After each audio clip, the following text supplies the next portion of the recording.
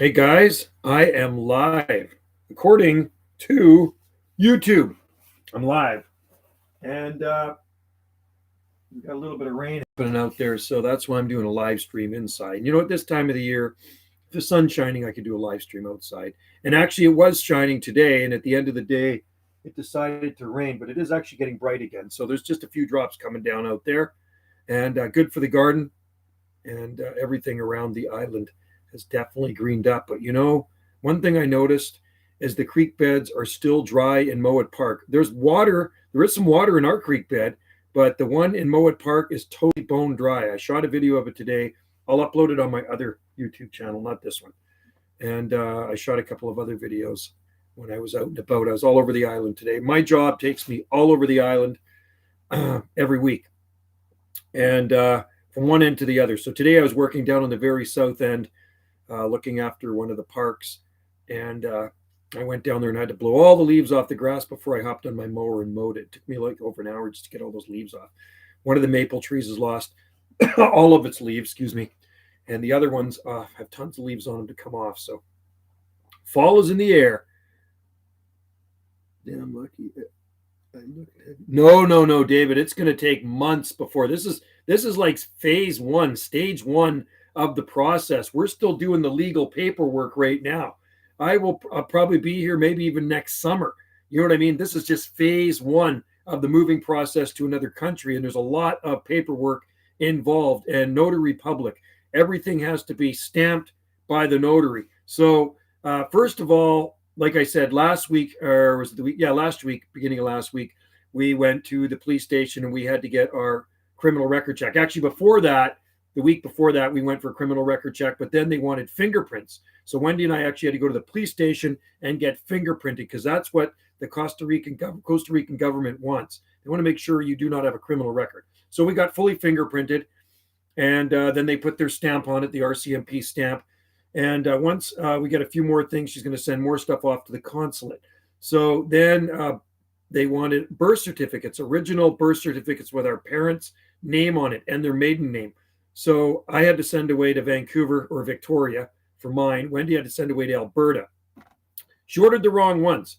She ordered a regular birth certificate out without our parents' names on it, so had to redo it. So now we're waiting again for mine to come. Mine only takes a week, so it should be here in a few days. And hers takes probably a week or two. So that's delayed it. So then once that's here, we send in the criminal record check, the birth certificates. It's a piece of paper. Like I say, the birth certificate's not the one you put in your wallet. It's a full kind of bigger sheet with your parents' names on it. And they want our passports. They also want our marriage certificate. So the marriage certificate's going to take at least 4 weeks to get back. We got married on Maui. So they don't acknowledge that in Costa Rica. So they want it apostolized. So Wendy actually sent the marriage certificate back to Maui, and they have to apostolize it, send that back. Oh, there's a bunch of stuff you got to do. So there's a lot of paperwork involved when you move to another country. Do you get much rain over? No. Later, buddy, my brother. Okay, cool. Do we get much rain over the year? Here, 30 to 35 inches annually. On the southern Gulf Island, 30 to 35 inches or so annually. And I've seen it as low as 28 inches here. So we're in a rain shadow. It's a Mediterranean type climate. So the rain falls in the autumn and winter months. That's when we get our majority of rainfall here on Salt Spring Island, just like today. Doing good there, Alex. Doing great. Because I only have one more day of work and then I'm actually on holidays, which is awesome. I have a lot of holidays to use up. I actually have a ton of holidays. I'm still working on last year's holidays. I carried over to this year. So I carried a week over to this year. So I'm working on those.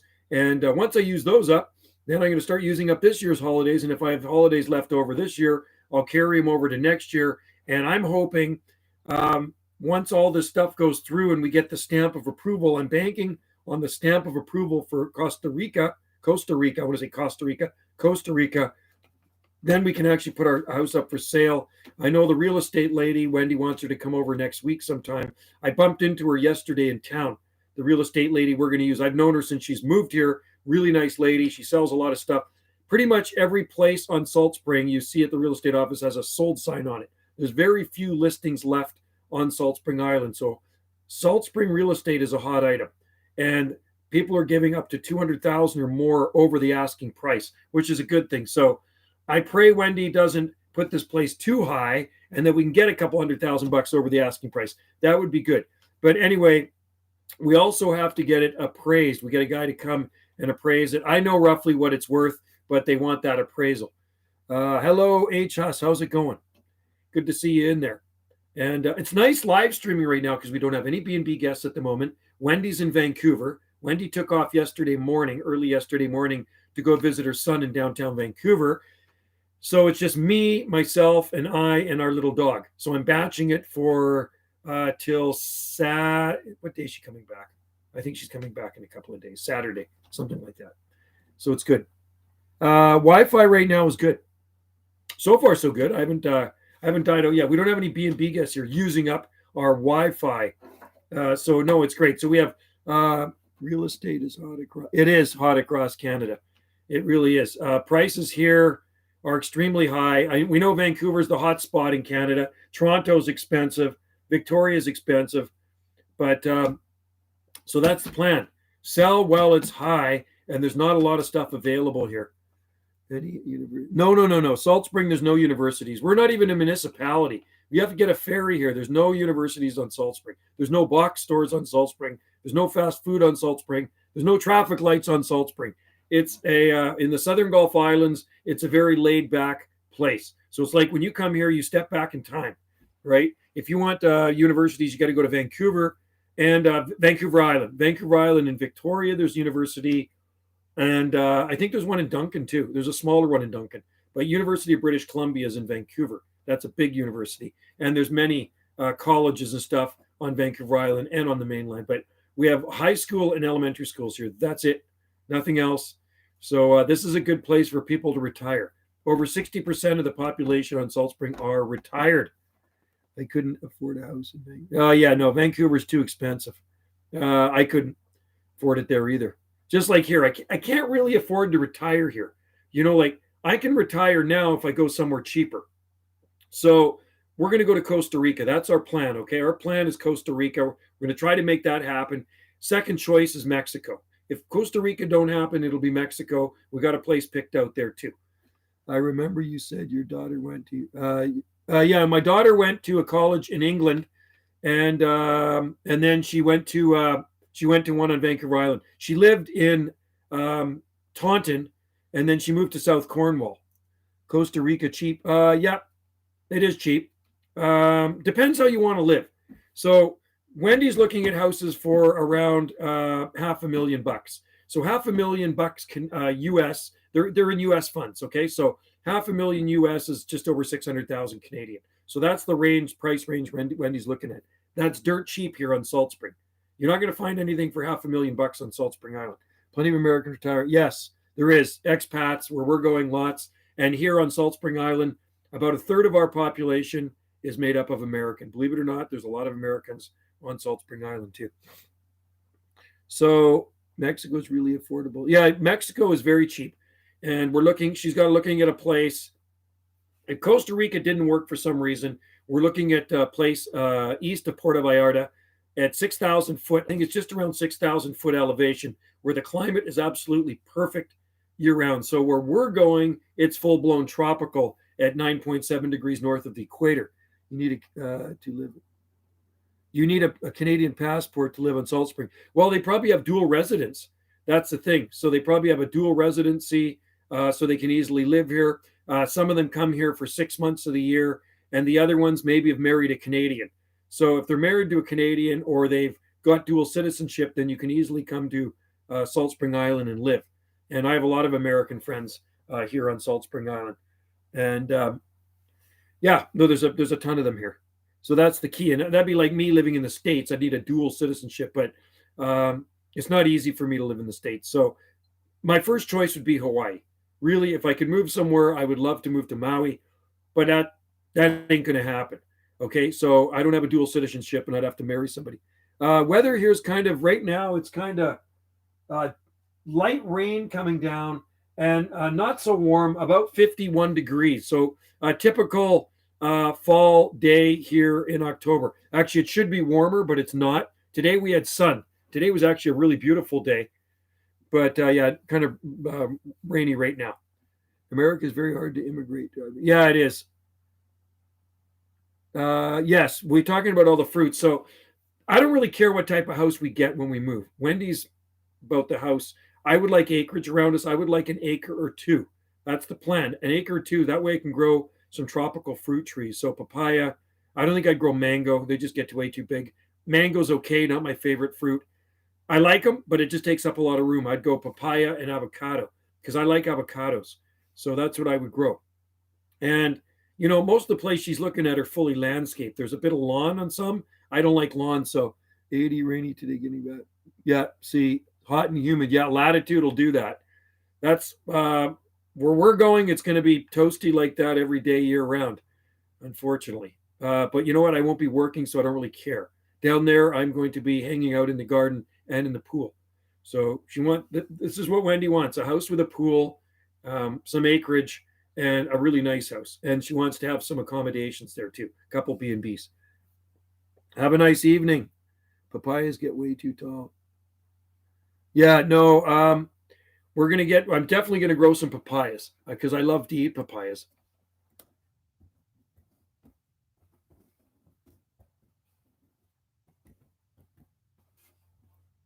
So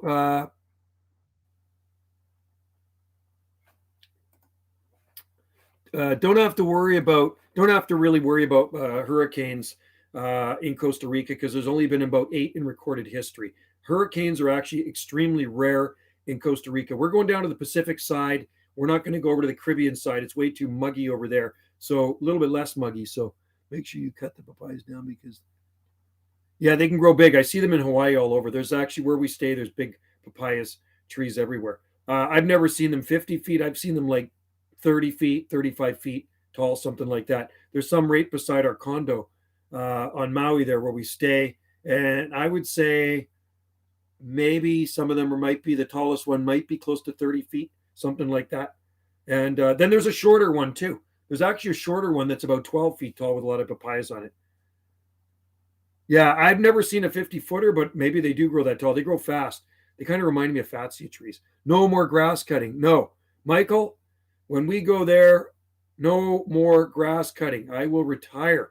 And we will not have lawn at our place either. If there's a lawn, I will quickly get rid of it. Yeah, you know what?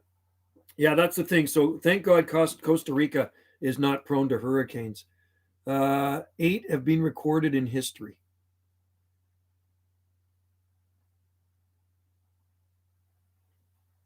Huh. That'll be interesting. Yeah, we don't want any hurricanes. I don't like hurricanes. Don't want tornadoes. Don't want earthquakes. I mean, this area here, we're in an earthquake zone. I felt a few earthquakes in my time, but they've been little ones. Benign Florida produce fruits. Yeah, that's what I like about them. They're awesome. They do produce fruits young. Where is the temperature? Happy retirement, just watching some. Cool. Yeah, the beaches are nice. So we're in phase one, Mike, of the immigration process. So it's still going to be a while. Hopefully by this time next year, I pray everything goes through and our house sells. Like I say, once we get the stamp of approval, then we're going to put the house for sale. So we've got a real estate person coming next week to look at the place, and that we have to get it appraised too. But she's going to look at it. We basically know what it's worth, right? And the nice thing about this place, it does bring in a pretty good income. So somebody that's retired could buy this place and still bring in 30 to 40,000 bucks a year on top of their retirement. Hello, Greg. What's funny is that my summers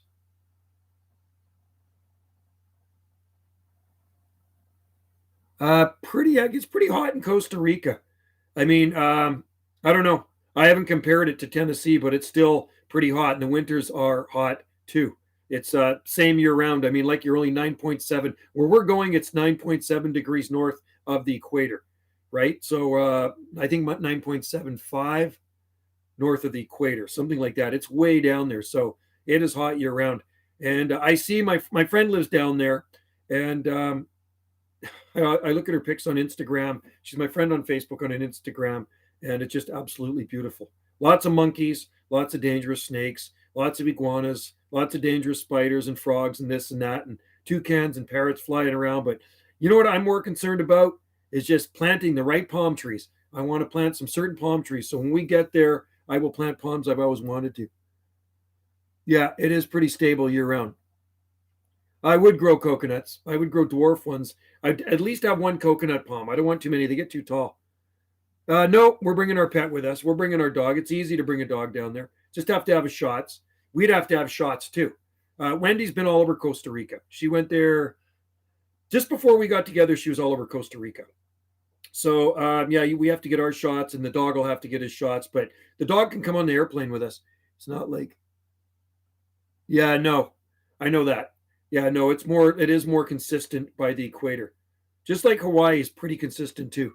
I like coconuts. Dwarf coconut palm would be perfect. So I grow one of those. And if we get 2 acres, that will be even better. I'd like to get a piece of property like this. We have 2 acres here, and I'd love to get 2 acres down there. If not 2 acres, even 1 acre will work. Bismarck, yeah, I'd plant Bismarckia, and I'd plant foxtail. These are palms that I want to plant. I would also plant the talipot palm, corypha. That's what it is, corypha, right? That's the corypha, the one that flowers and dies. Hey, Duck Killer Clyde, how's it going? Oh, I love avocados, man. I eat avocados for breakfast every morning, Mike. I love them. That's what I have every morning. I ate 2 avocados this morning, just the smaller ones. And what I do, I cut them in half, pull the stones out, plant the stones in the garden, the pits, whatever you want to call them, seeds, and then I put salt and lime with them. I'm in Vietnam, the highest temperature. Yeah, Vietnam is awesome. Vietnam, I would like to live in Vietnam too. That'd be another place I could live. Duck season starts. Awesome. You are going to bag some ducks. And that's where you get your name from, Duck Killer Clyde. Killing those ducks. Well, why don't you come over here to Salt Spring Island and start nuking a few Canada geese for us?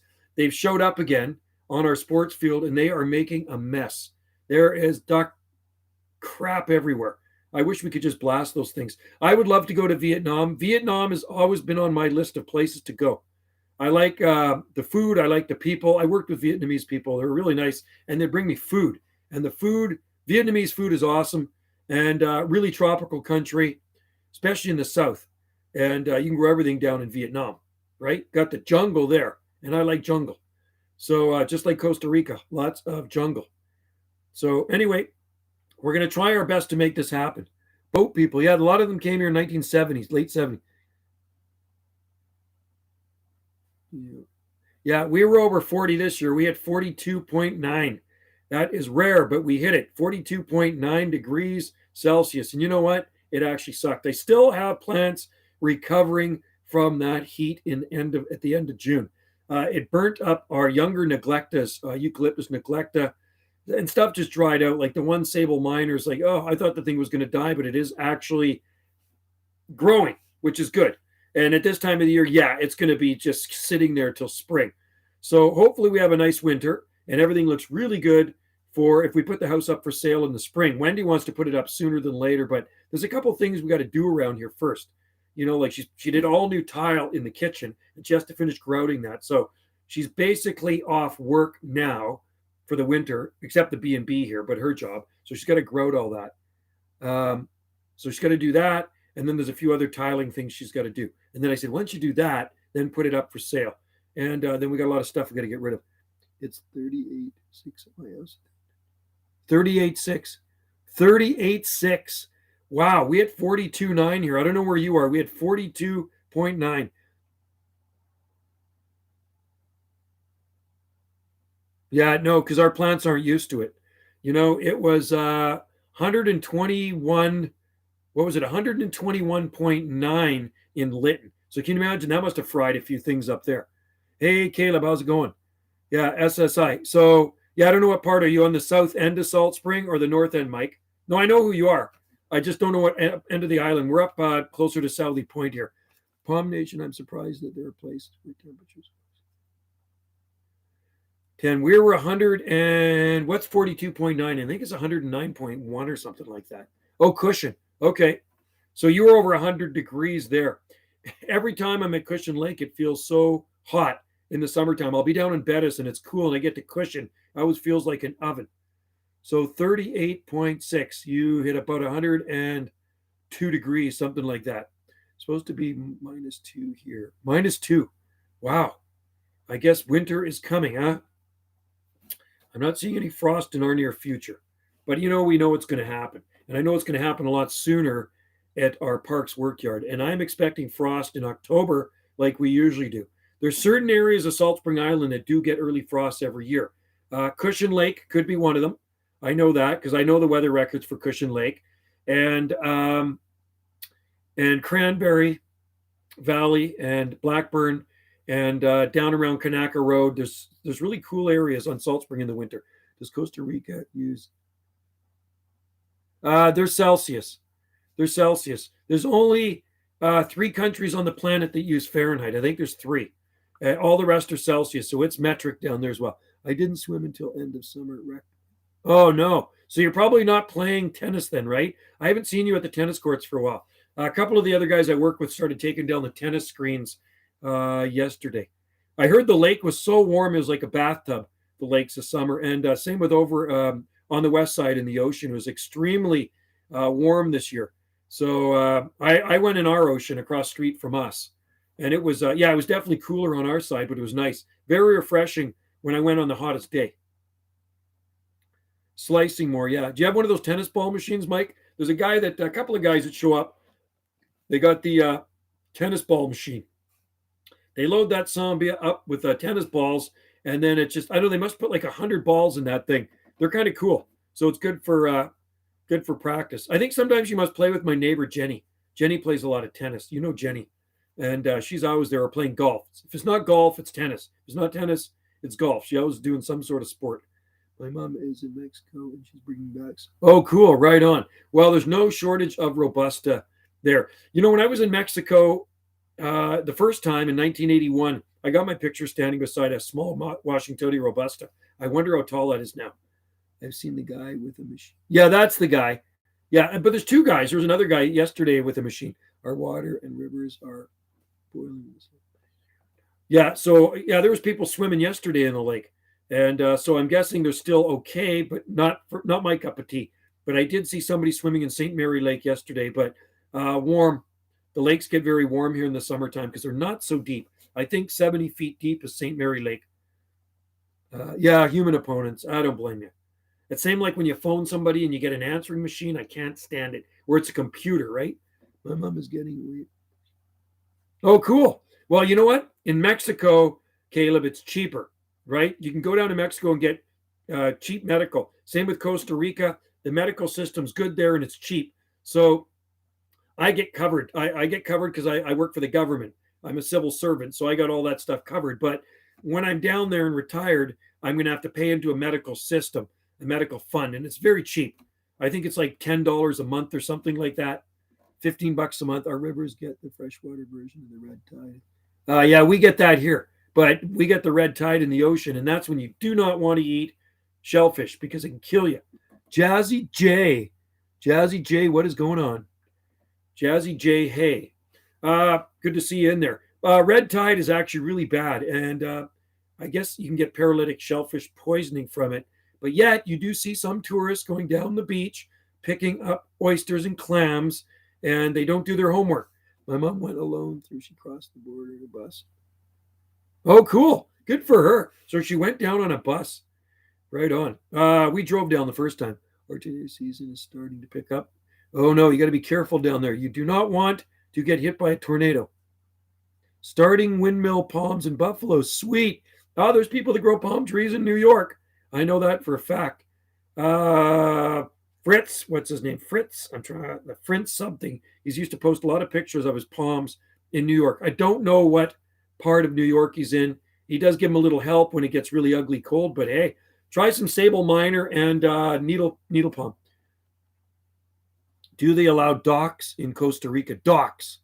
You mean like building docks out into the ocean? That's a good question. I don't know. We're not going to live on the ocean. We're going to live near the ocean, but not on the ocean.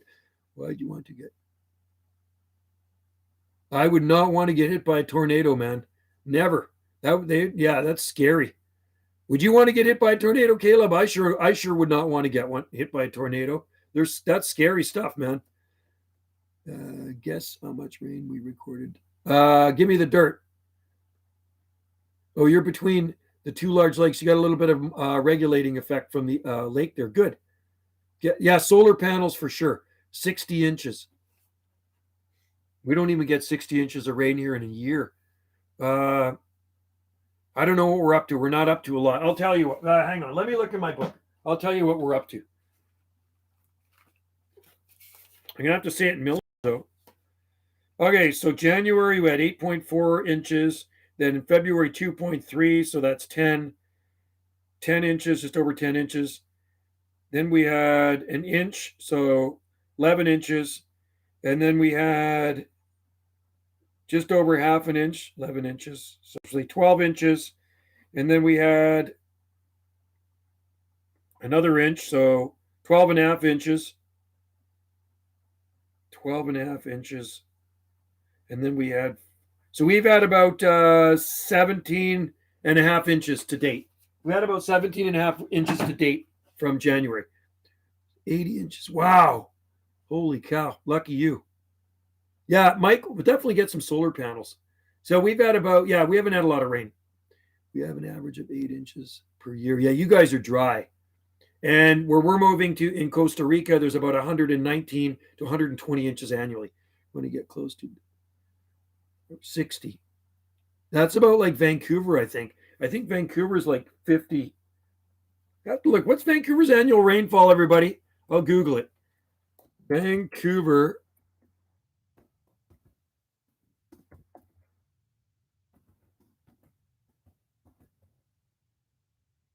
Vancouver annual rainfall. 146 centimeters. 146 centimeters. Okay, so figure this out, folks. There's 30 centimeters in an inch. How many times does 30 go into 146? I'm thinking. It goes into it 4 and a half. Is that right? What's 146? 146 centimeters. 50-ish. Okay, there we go. It's always sunny here on Salt Spring. It is, because we're in a rain shadow. Yeah, we're in a rain shadow here. So yeah, it can be pouring down with rain in Vancouver, and it can be sunny here. 57. Okay, so that's Vancouver. Thank you. 57 inches. The outer Gulf Islands are drier than Salt Spring too. Something like that. 30 centimeters in a foot. Yes, Mike, that's right. And so in millimeters, 25 millimeters of rain is an inch, and 12.5 is half an inch, right? 57.5. So that's Vancouver's rainfall. So if you go to North Vancouver up against the mountains, they get even more rain. They get more rain than Vancouver. You look up the annual rainfall in North Vancouver. Lots of palm trees in North Vancouver, but they do get a ton of rain. And if you go to Tofino, I think Tofino gets about 12 feet of rain a year. I'm pretty sure. Annual rainfall for Tofino is about 144 inches, I believe. Something like that. You can Google it if you want. 25.4. Okay, thanks, Mike. 25.4 millimeters. Okay, I thought it was just 25. Okay, so 25.4 to be exact. So Vancouver gets quite a bit more than us. They get a lot more inches, about 20 inches more rain a year in Vancouver than Salt Spring Island. Oh man, that is a lot. I kind of forgot about it. I haven't lived there for so long. So where we're going, it's going to be raining a lot more than what we get here. Hopefully I can get used to that. You know what? When you're retired, it doesn't matter what it does outside. Even if it snows, who cares? Because you don't have to go work in it. Even subtropical climate we have on us.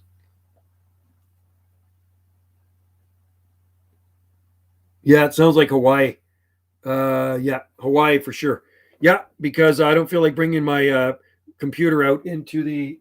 Is it still raining? Let me just look. Hang on. I'm going to show you what it looks like out here. Let me just unplug this for a sec. And I will show you what the garden's looking like at this time of the year. It looks like a freaking jungle out there, man. Here. It is. I think it's still raining out. So there's what the garden looks like. Those are the eucalyptus trees I cut back in the summer, and they've all regrown back. And you can see what it looks like out there. It's pretty thick jungly like garden. So hopefully somebody that buys it is going to like it and not go out there with a weed whacker and chop everything down, because that sometimes happens, right? Sometimes you get people that chop stuff down because they don't like it, and that would suck. You guys think there's going to be 2022? My climate feels more like. Yeah, you would be kind of humid subtropical. 80s in New York. Wow, cool. You got to like that. Yeah, where is Bigfoot? Is he still around? If the mountains were not in between my city. Oh, yeah, for sure. You definitely would. Yeah, mountains make a difference. The winter will probably be. Yeah, it's supposed to be mild here in the west. Down here on the west coast, supposed to be a mild winter. Palm Nation in the hot sun, the banana. It did, eh? Wow. In Vietnam. Wow. We know it's humid in Vietnam. I played tennis down on Roland Road Place. So they covered. Oh, really? They covered the court. Roland Road. I have not been there in a long time.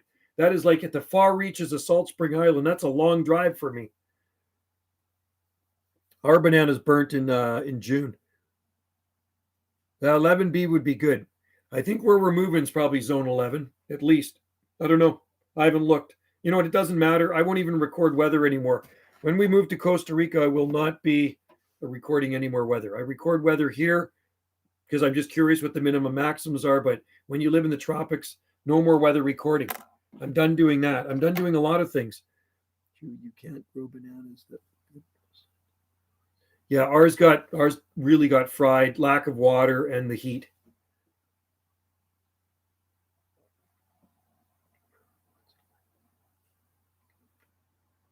Yeah, once in a lifetime.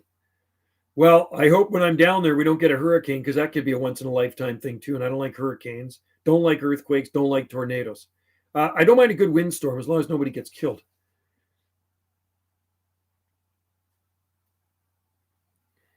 Yeah. So anyway, it'll be interesting to see what the country is going to be like this winter coming up. I grow mine under Gary oak trees. Oh, you got giant oak tree. Yeah, we got Gary oaks here. Native Gary oak trees.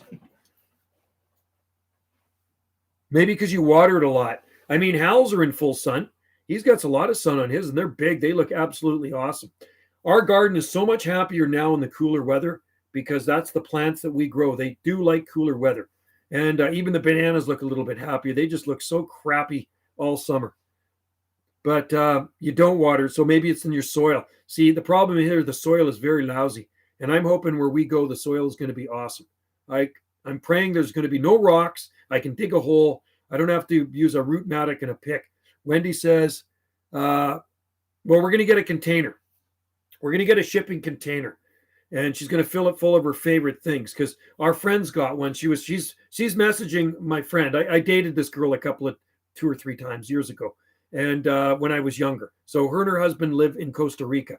So I hooked her up with Wendy. So Wendy and her are messaging each other, and they got a sea can, like a container, and it's costly, but you bring all your favorite things and you load up the sea can. It takes a couple of months to get there. So Wendy actually wants to bring some garden tools. I actually wonder if this year.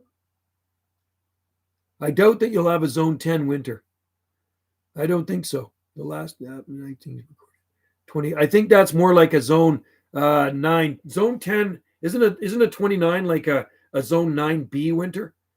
I remember one winter we had 20. The lowest we had was 27.8 or something like that. So I was thinking that was more like zone 9B. I really don't. What are somebody's got to post the temperatures for that. What is a zone 10 winter? How low does it get? Zone 10 lows. Zone 10 low.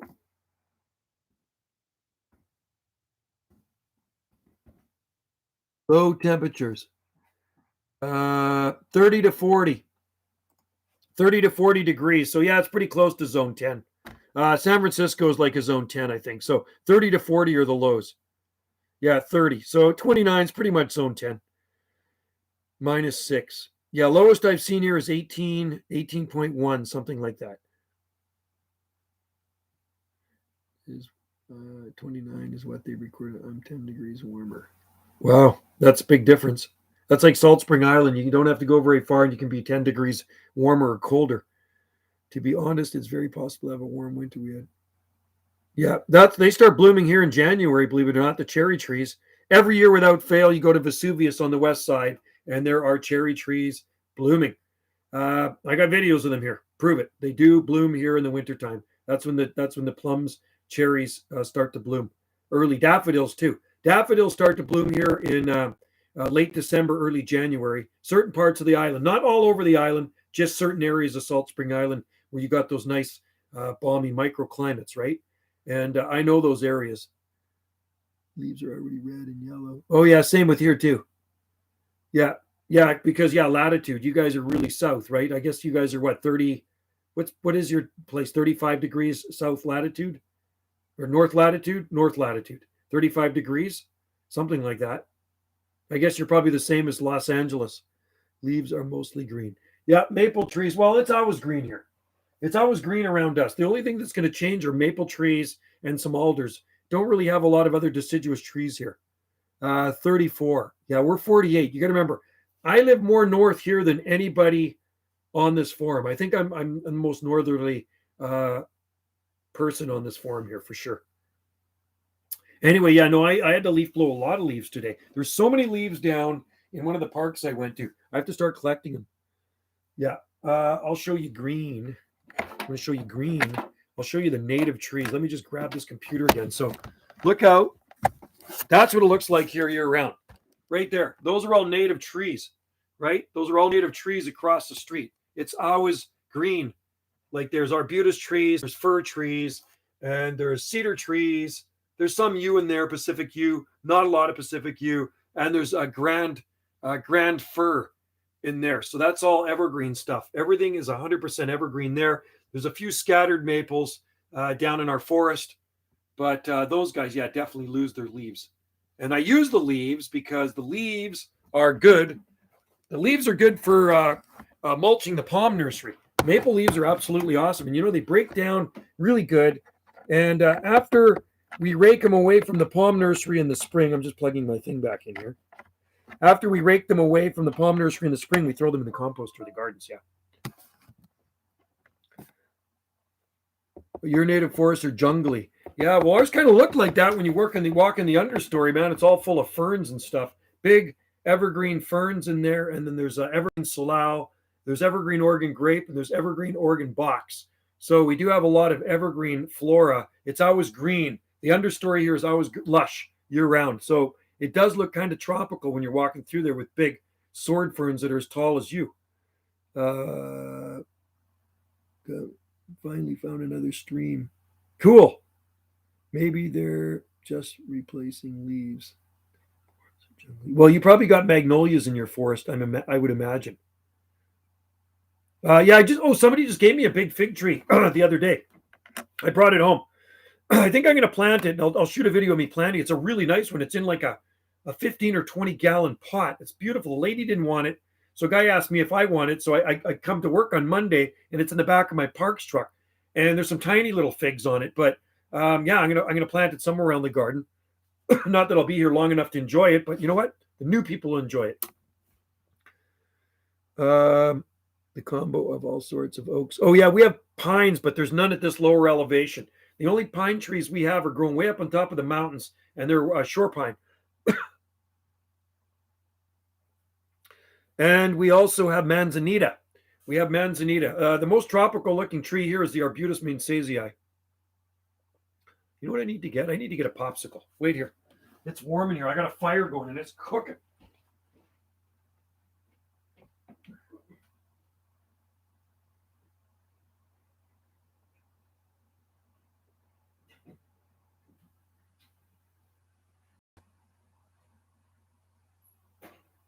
It's just okay. Hang on, fellas.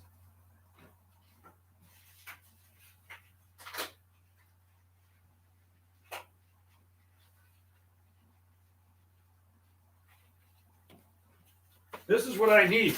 I need a popsicle.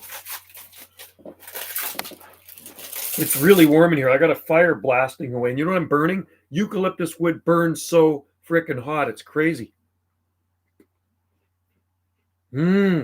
Magnolia grandiflora. Now that would make it look tropical. Well, one day we're going to have lots of palm trees in our forest, but you know what? I'm probably not going to be here to ever see that. So hopefully they don't cut those down too. Like I say, when the new people that are interested in this house, I'm going to walk into the back 40 and show them all the palm trees.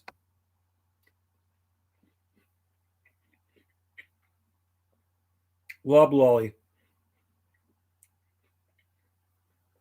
Yeah, I like magnolias. They're cool.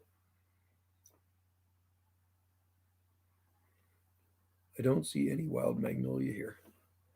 Yeah, I see lots of magnolias here, but not wild ones. They do self-seed, though, the evergreen ones.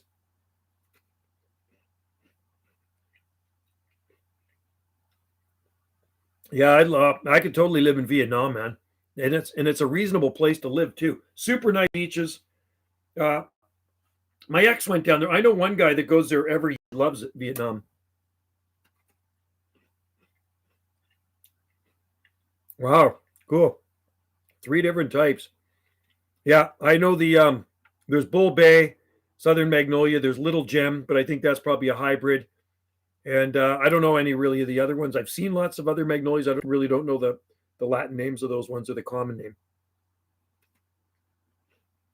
Logan, thousands.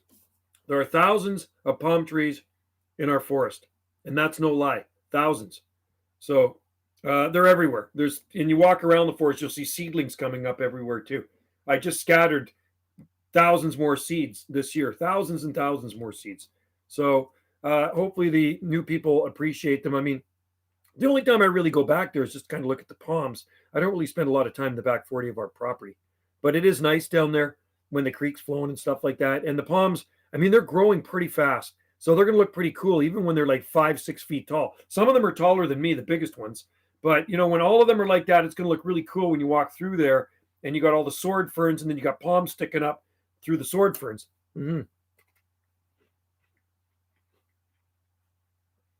We have myrtles here, but we have Australian myrtle. They're evergreen. So you're talking crepe myrtle, but the myrtles we grow here are import jobbies, and they're from the Mediterranean. Myrtus communis. Look that one up. That's what we grow here. People like to use it for hedging, and it is a very Mediterranean plant, and they bloom. We have lots of myrtles in our garden.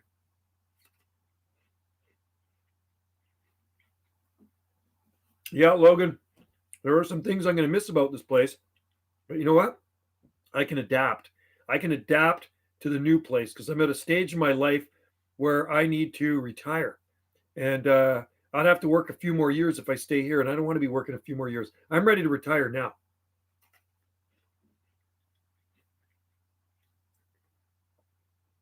Magnolia don't self seed. I wonder why.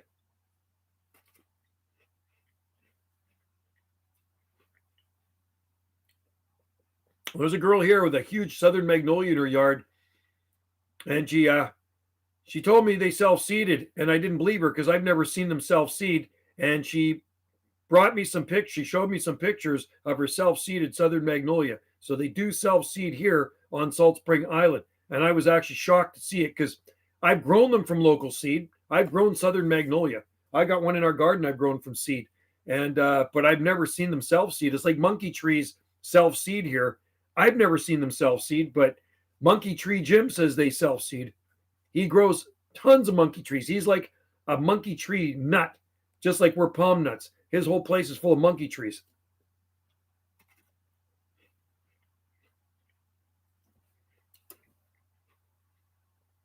Thousands, Logan, thousands. And that's no BS.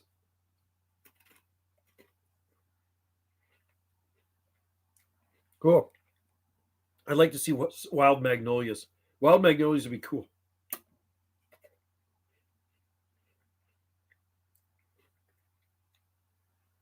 Um, you can grow the hardier hibiscus. I think along the coastline in South Carolina, the more tropical hibiscus would probably have a chance too, because it's pretty mild in South Carolina. I mean, you look what grows there. You go down to Charleston, man, it's like freaking Palm Central Station. Palmettos, date palms, everything grows there. I mean, I guess there's Sylvestris or Canariensis, whatever they're growing. There's everything grows in South Carolina, especially near the ocean. Mm-hmm. Good climate. Take advantage of it. So I think if and when we get down to Costa Rica, I think I'm going to get somebody to ship me some trachea seed from up here because I'd like to try some Tracheocarpus, just one or two, experiment with in the tropics just to see how they do. I have a feeling they won't do good.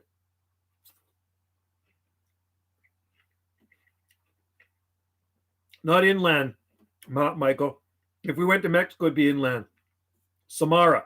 It's a town called Samara. That's one of them. She's got a few places she's looking at on the Costa Rican coast, right? So Samara, near the ocean, like within a 5-minute walk from the ocean.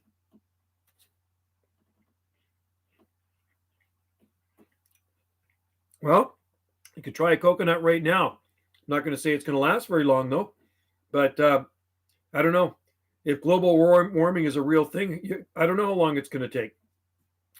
What do you think? Do you think your winters are getting milder? I mean, you guys aren't that old, so you probably wouldn't really know. But I remember, it seems to me I remember much colder winters when I was a kid.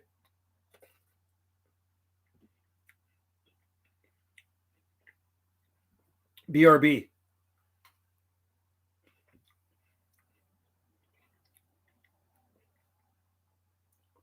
But yeah, I don't know. I don't really find the winters that bad here.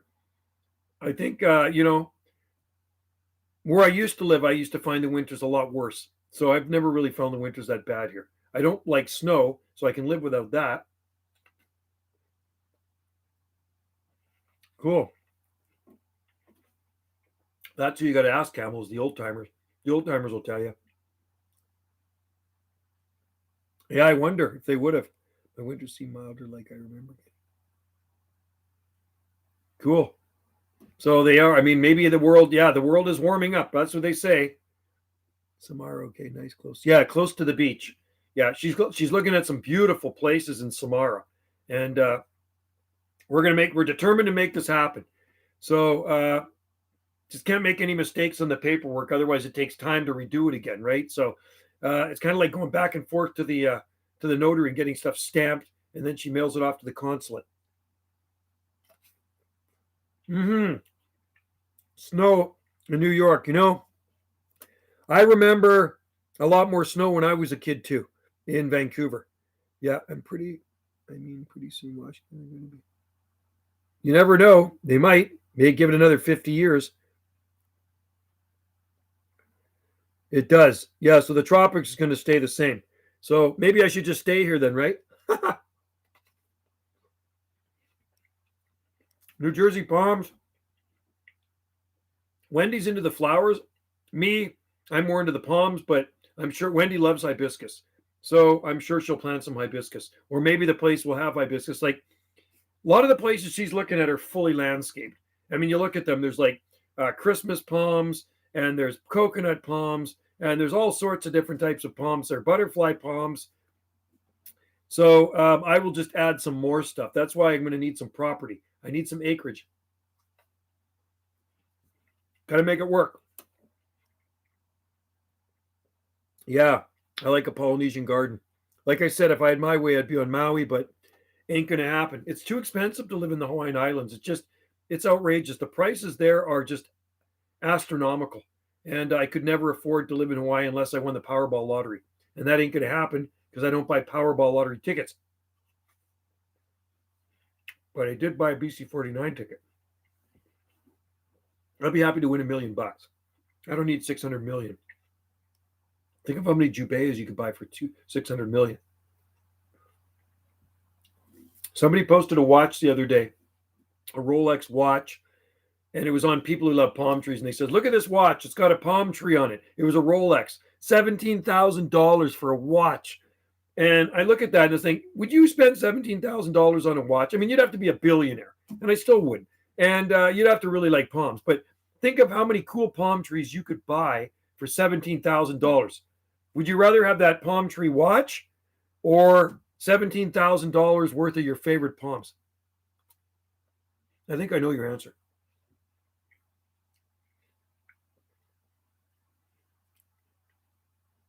Mule palms you should try. I live outside. You live outside the tropics in Vietnam? Yeah, Vietnam is a cool place. I mean, if you go to northern Vietnam, it's completely different.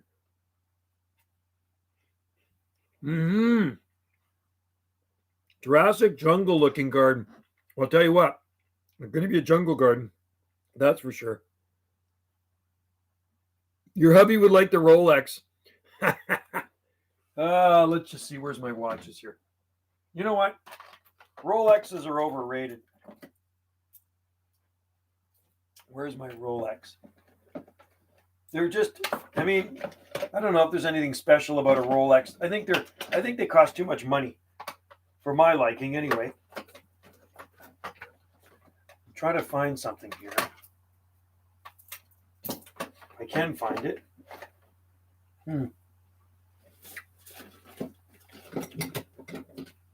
I got too much junk in my drawers.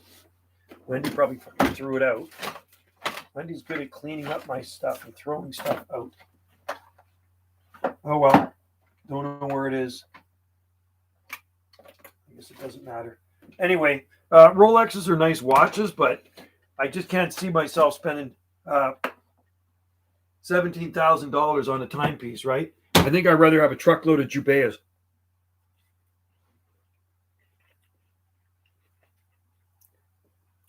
I have a couple Rolexes, but I'll tell you what, they don't work. They're broken. I'm sure your osmanthus are in full bloom now. I'm enjoying the fragrance. Oh yeah, we have osmanthus. We have a really big one in the lower garden, and then I planted one up in the upper garden a couple of years ago. You know what I like about osmanthus burkwoodii? Super drought tolerant. Really good plant if you don't want to water them. They take neglect. So anyway, I'd much rather have palm trees over a Rolex. That was a good popsicle. I don't really wear a watch. I did for about a year, and then it broke.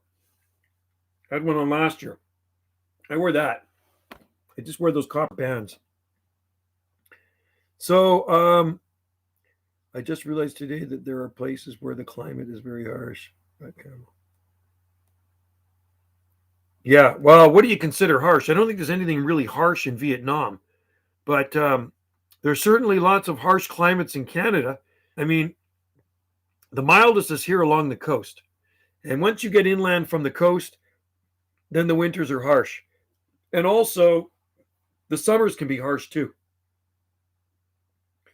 Because of the heat, right? So closer to the ocean, it's more moderate. And farther from the ocean, there's more extremes. Or places like northern New Zealand where the climate is cool. Oh, New Zealand, love to live there too. New Zealand would be awesome. So climate in parts of New Zealand is absolutely perfect, right? Grow everything there. You can grow everything in New Zealand. And even in the south would be a cool place to live. You go down to Dunedin or Invercargill on the south end of the South Island, and there are date palms, Phoenix canariensis, growing there. I've seen pictures of them. And I remember there was a write-up in one of our HPI, and there was a picture of one growing in Invercar or Dunedin. I think it was Dunedin.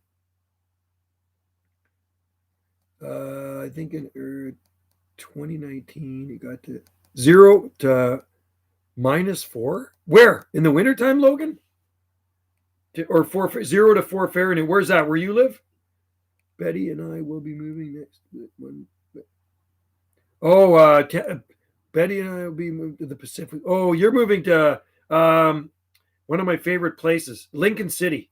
Gotta love Lincoln City, man. That is actually a cool place. And you know what? There's lots of palm trees there because I've seen them. I took pictures of them. Lots of palms in Lincoln City. Lots of weeds grow well here too. Second only to Hawaii for invasives. Is that right, eh? In Lexington, Logan. Okay. So that's pretty cool. Cool temperatures. Yeah, I guess you got to watch the invasive species. We have them here too. We have. I was in the forest today looking at a holly tree that somebody cut down. I shot a video of it. It's coming back full force. 1,000 foot off of. No way, really? 1,000 feet off the 45th parallel. Wow, because Brookings is not Brookings. Portland's 46. So you're lower than Portland. Yeah, so I'm just trying to think. So when you drive into the Oregon coast, the first place you come to is Astoria, then Gearhart, then Seaside, then Tillamook, then Cannon Beach. Isn't that the way it is? Or is Tillamook before that? Am I wrong? And then Lincoln City. So is Lincoln City just after Cannon Beach? And then Florence is halfway down. Did I get that in the right order, Clyde? Is Cannon Beach before north to south? I'm going north to south. North to south, yeah. So Cannon Beach is before Lincoln City, right? Yeah, Astoria, Seaside, Gearhart. No, Astoria, Gearhart, Seaside. Oh, Tillamook. And then Cannon Beach? No. Cannon Beach, right? Then Lincoln City. Cannon Beach, there we go. Yeah, and then Lincoln City, right? I think I got it. I was pretty close to getting it right. And then after Lincoln City is Florence. And then you go south. Oh, Pacific City, Lincoln City. Okay. And then after Lincoln City is it Reedsport or Coos Bay? Or is that farther down? Bandon? There's Newport, right. God, I should know that. I've been there many times. And then where does Coos Bay and Reedsport come in? Because I took pictures of some nice palm trees in Reedsport. Yeah. Oh, yeah. That Coos Bay, Reedsport. Yeah. Coos Bay. There's palms. Actually, I think I saw a Washingtonia growing in a guy's yard in Coos Bay. You ever visit?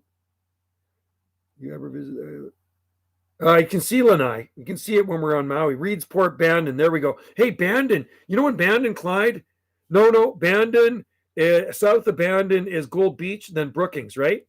Then California. You can see Lanai, the island of Lanai, when I'm sitting on the beach, or when I'm sitting over in Lahaina. You can see Lanai. Actually, you can see Lanai from the beach we sit on too, where we stay. That's good. I like those sounds. I like the Oregon coast, man. So I just wanted to see what order I was getting it in. So I was close on some of them. I bet you it's nice there where you live in Vietnam.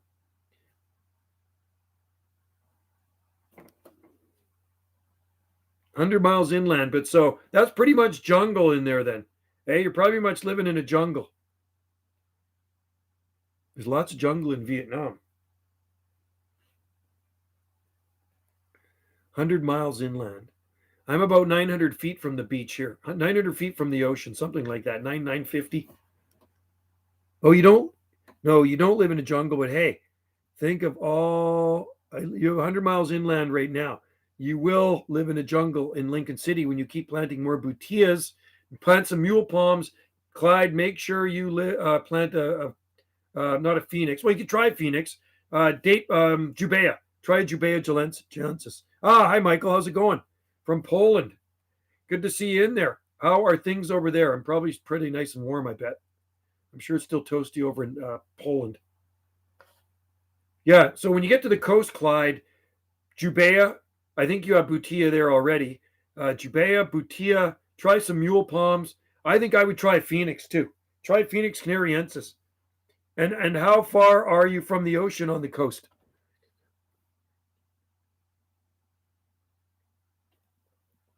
Very good. Very good English. Oh, you have I'm about 100 you're about 100 miles inland. Oh, you have two Butia there. Yeah, how are they doing? Are they doing pretty good? I think they would thrive there. I'm 1 mile from the ocean. Perfect. Oh man, you're going to be able to grow lots of cool stuff there. That's going to be awesome. I got to love. And Lincoln City, the nice thing about Lincoln City, they have everything there. Like it's a really nice place to visit and a nice place if you need something because you have all the stores. You're 100 miles from the ocean. Yeah. Well, nothing's far from the ocean on Salt Spring Island because we're on an island, right? So the ocean's like 900 feet or so that way and probably less than a mile that way to the other side. We're on the very point of the island. And palmetto grows here perfectly. Yes. Oh, Dave Elrez posted a pic of Walt Rockefeller's palmetto growing in Seattle. He planted it in the 90s, 95. He planted it in 95. I saw it in 97 and it was small. Now it's got about, I guess, 6 feet of trunk on it. Looks pretty good. Oh, you have 4 pinball machines. That's awesome. That's cool. Yes, the South Carolina coast is basically Florida. You have 4 pinball machines. That's what Wendy wants. Well, maybe we end up moving down there. She'll get a pinball machine because she does want one. And I like them. I think they're kind of cool. They're fun. 4. Holy cow, you guys collect pinball machines like people collect stamps. You got to like that. I bet you're going to get another one after that too. So, yeah, those things are collector's items. And they're probably what, from the 70s, right? 70s or 80s, some of them.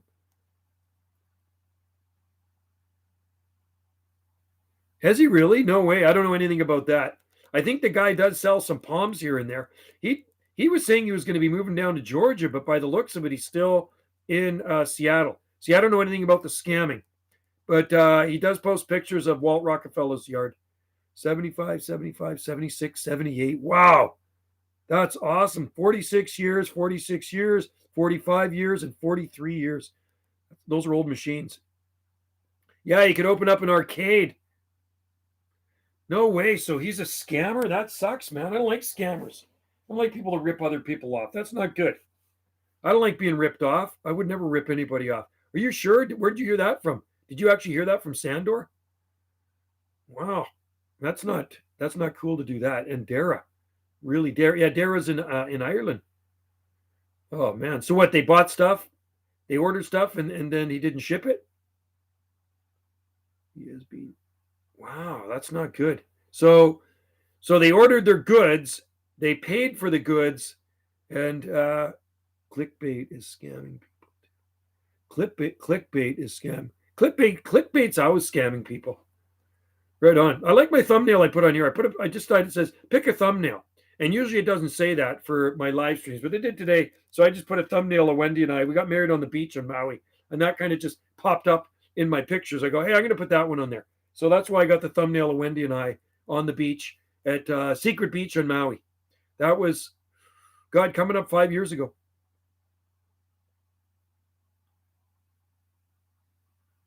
Yeah, my thumbnails. Gotta love clickbaits, eh? I actually use those on my other channel more than this one because my other channel is just a bunch of random crap.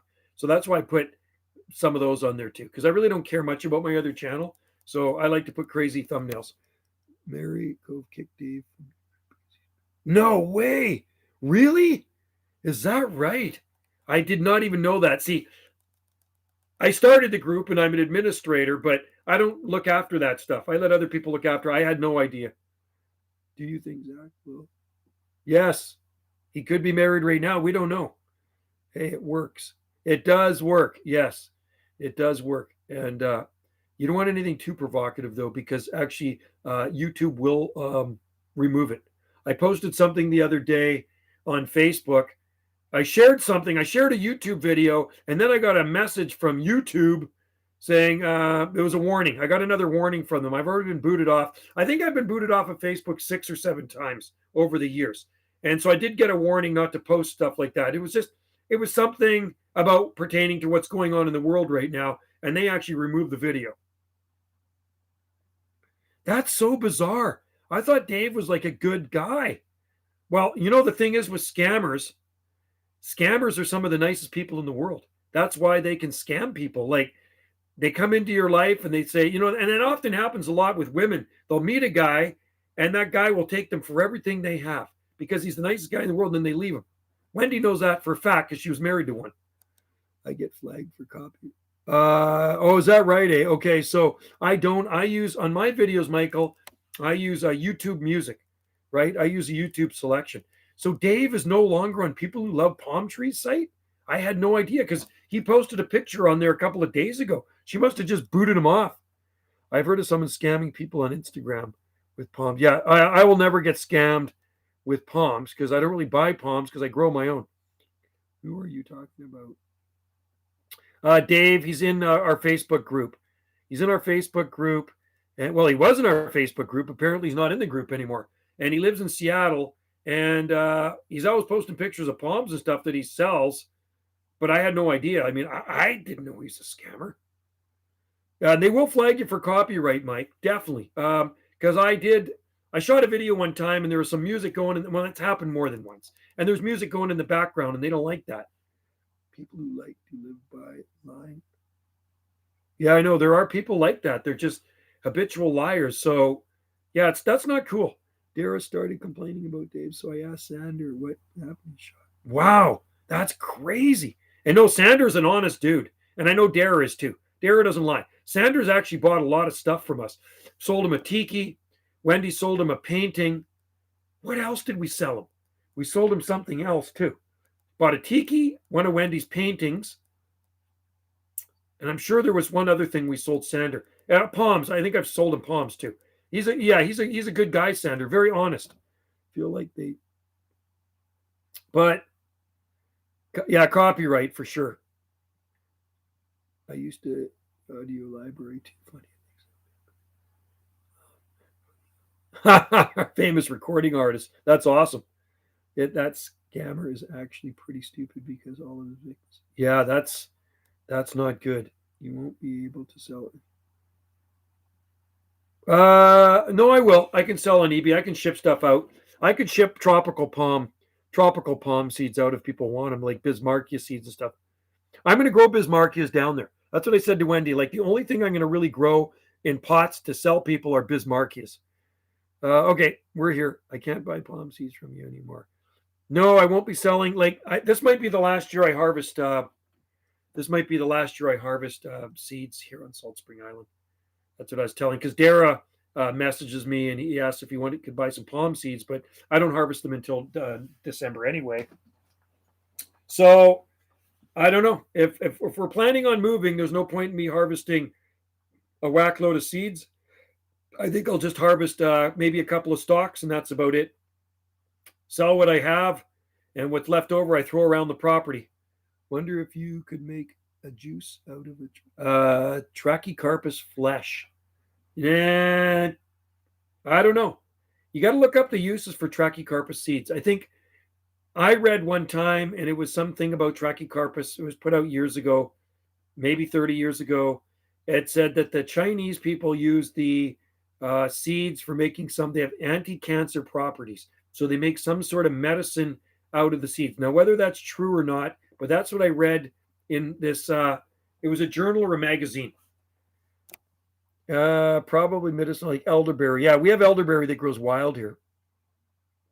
There's really not a lot of flesh on a Tracheocarpus seed. I think there's more flesh on a sable seed. I mean, I've shucked a lot of sable seeds, and they're kind of sticky when you got that when they're freshly picked. I mean, I've grown so many sables from seed, and it's a gooey mess trying to take that black sticky outer shell off, right? But elderberry, that is a native plant here on Salt Spring Island. We have a bunch of them growing in our garden, but you'd have to look that up. Is there a medicinal use for Tracheocarpus fortuna seeds? That'll give you something to Google. Yeah, sable seeds are sticky on the outside, really sticky, gooey. When you start taking a bunch of them off your fingers are actually black from the outer skin. It's like a skin. They start trying hot sauces. Oh, ghost peppers. Yeah, ghost peppers. Or yeah, just like skin. I've shucked tons of them. Actually, I got a video of me here shucking them, but I did it. I got so sick of doing it in my hand. I put them in a bucket and I took my fish bat and I ground them up and I took the skin off that way. And the bat was black at the end, stuck with the black sable skins. Yeah, you know what? There's the House of Heat. Hey, Michael, have you tried House of Heat sauces and Ganges? I see them advertised a lot. They're on my Instagram, and I don't think I've tried any of their hot sauces yet. The best way to get sable. Oh, okay, boiling water. Yeah, I haven't tried that yet. I'm definitely going to grow sable when I move. I'm definitely going to try sable, like a sable palmetto. I think it would work really well down there. I've seen them in Hawaii, and so I'll try sable palmetto down there. I'd grow a sable minor. I'd try a needle palm too because I love needle palms, and I'd even try camarops because camarops do grow in the tropics. Tracheocarpus, tricky. Tracheocarpus martianus, maybe. Not so cool. So you can't leave them in the boiling water too long, or they probably cook the seeds, right? So I don't think that would be a good thing to leave them in there for too long because you'd end up wrecking your seeds. But like I've always done it by hand, and it is actually a pain in the butt. Shucking sable seeds is a pain. Tracheocarpus seeds I don't do anything with. I just sow them as is, skin on, everything. You don't need to take the skin off Tracheocarpus seeds. And I can tell you that, and that is the fact, because all of the seeds I put in germinate. Yeah, I think it would. Yeah, they'd survive. I think they'd survive down there. They survive in Hawaii. Hawaii is 21 degrees north latitude. It's on the Tropic of Cancer. I think it's 21. And then this place is 9 something. So I would certainly try. If I can get some sable seeds, I would try it. I want to send you sable miner. Yeah, I'd go sable miner. I'd try sable miner will definitely work in the tropics. They work in Hawaii. When you go to Lion Arboretum, there's a beautiful stand of sable miner palms. I got pictures of me standing. I got videos of me standing by them, and they're as tall as me. And I've actually pulled seed off of them. And they're growing up in the Manoa Hills on the island of Oahu. Thrive in the Hawaiian heat and humidity up there. It's actually quite humid up in that rainforest, and there's some palmettos up there too.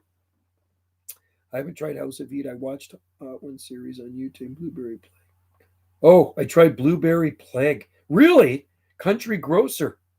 Oh, is that good? Blueberry Plague. Does it actually have a blueberry? What is it? A blueberry hot sauce? That's a pretty wild name. Blueberry Plague. Huh. I'll have to try it. Maybe I'll head in there tomorrow. Tomorrow's my last day of work. Yes. And then I'm on holidays. And hey, I'll be live streaming from over in the Wild West Coast. Blueberry Plague. Hot, Michael says. So, Michael, is it blueberry flavored? Is that why they call it a blueberry plague? It's a hot sauce that somebody put some blueberries in? I want to try it. And what do you put it on? What would you put Blueberry Plague on? Eggs? Like I put Frank's hot sauce on everything. The hottest sauce I have is Dave's Insanity, and it's pretty hot. And then Hal, a hint of blueberry. Oh, that's interesting. Yeah, I don't know. Camel. The problem is with mango, you need a good piece of property. Like if I had a big enough piece of property, because they get huge, the trees. Great on the toast. Oh, really? So, is it really hot? Like, is it fiery hot, or is it just comfortably hot? Because there's some sauces where you're in pain. You ever watch those YouTube videos where a guy's on the street and he'll come up to you and he says, "Hey, I give you $20 if you eat this ghost pepper or whatever." "Oh yeah, no problem." And you see the chick chomp on this ghost pepper and they are in freaking pain. Mango, star fruit, sugar apple. Yeah, I'll be growing a lot of tropical stuff. My Bussa Valentina is thriving. Yeah, you should shoot a video of it. Bussa Valentina. Ours are outside our Acuminata. They're doing really well. I haven't tried. It's low on the scale. You know what, Michael? I got to try that. So what aisle is it in? I want to look for this blueberry hot sauce. Ghost peppers aren't painful. They do. A ghost pepper. How about there's one called Carolina Reaper. Carolina Reaper is a hot one too. There's that guy on YouTube, the LA Beast. He eats that stuff. Acuminata is still growing for me. Yeah, ours is in pot. And we have 2 pots of them out on the back deck, and they look absolutely awesome. They look better now than they did. Pepper North. Yeah, our friend grows a lot of peppers. Shane, hey Joe, do you know where I can get Cygrus, Roman Zophiana, Santa Cruz? Find anywhere? You would have to go. I don't even know if Rare Palm Seeds would have that. I would look on eBay. Try looking on eBay, and somebody might have them. All the extremely hot peppers aren't painful.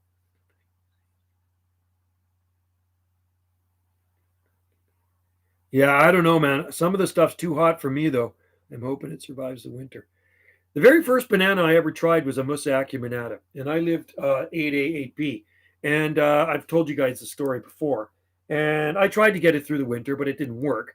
I put cardboard around it, thick cardboard, filled it up full of leaves, dry leaves. Then I put a tarp over top of it. And when I uncovered it in the spring, it was just kind of mushy. It just did not like the cold winters of Zone 8A, 8B.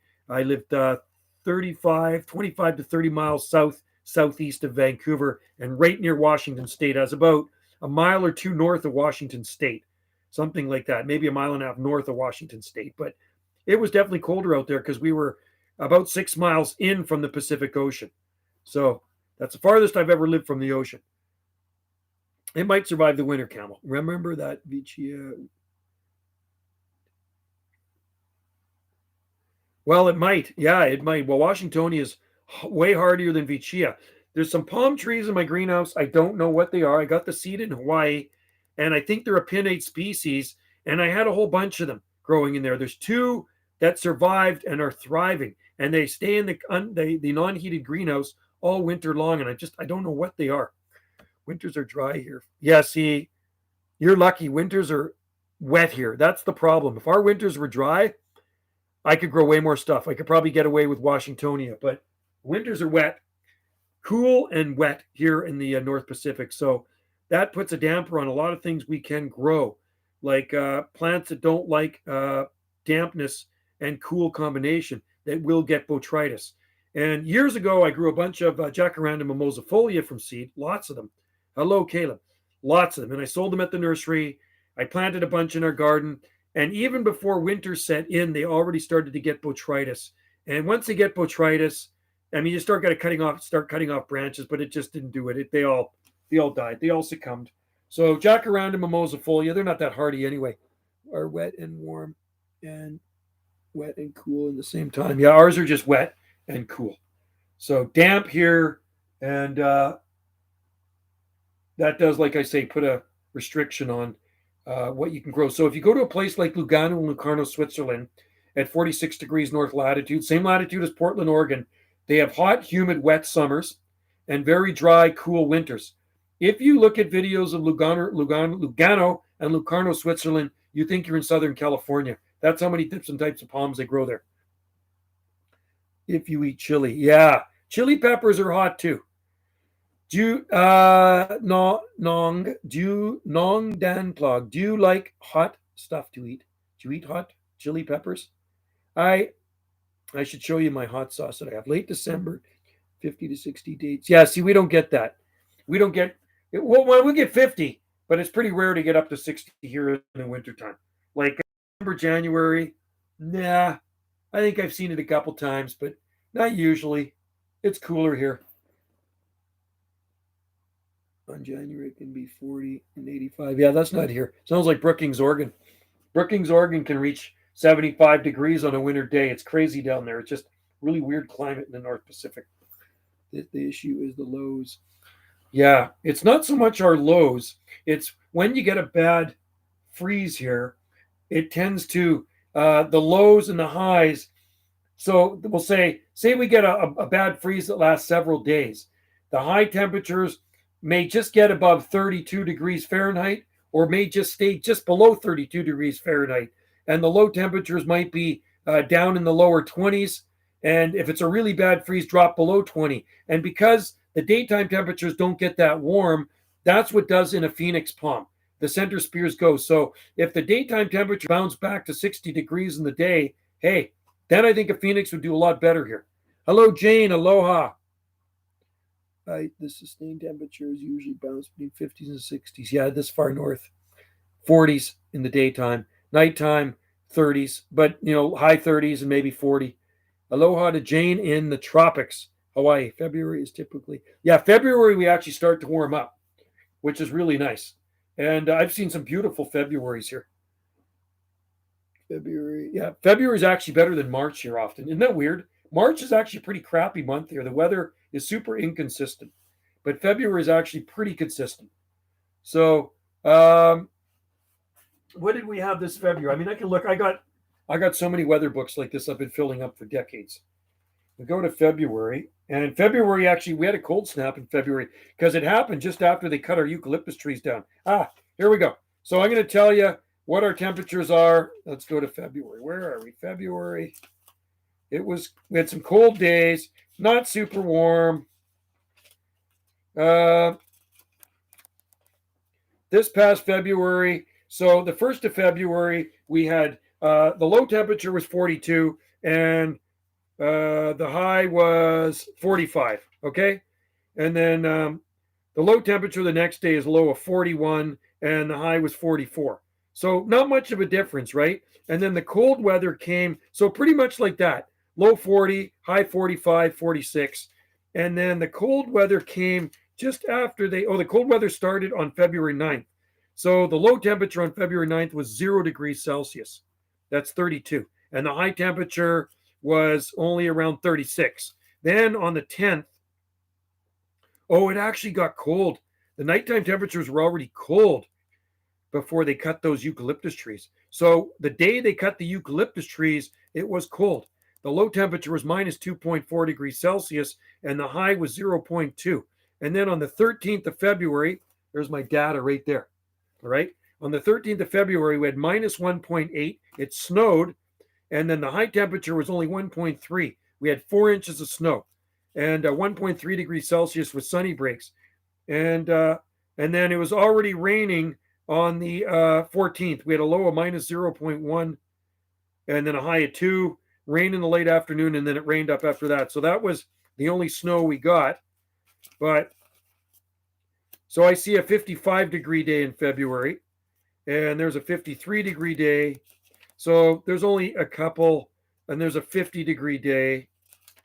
So really not a lot. Then March 1st, and once you get into March, you're into the 50s, right? So that's what it is this far north. Lots of 53, 54-degree days. And it's usually not till late March when you start getting the warmer days. When you're into the late 50s, higher 50s, and then April. Anyway, that's why I keep records, because I like to know what it does here day after day. But like I say, when I go to the tropics, I ain't going to be recording temperatures anymore. I'll be done with that. Don't get me wrong, we can get nights in the 20s. February is when trees start to leaf up and blossom.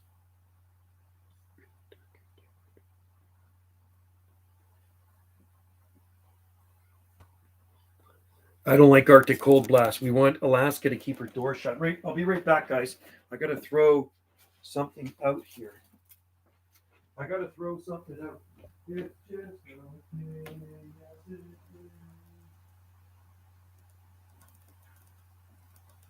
Okay.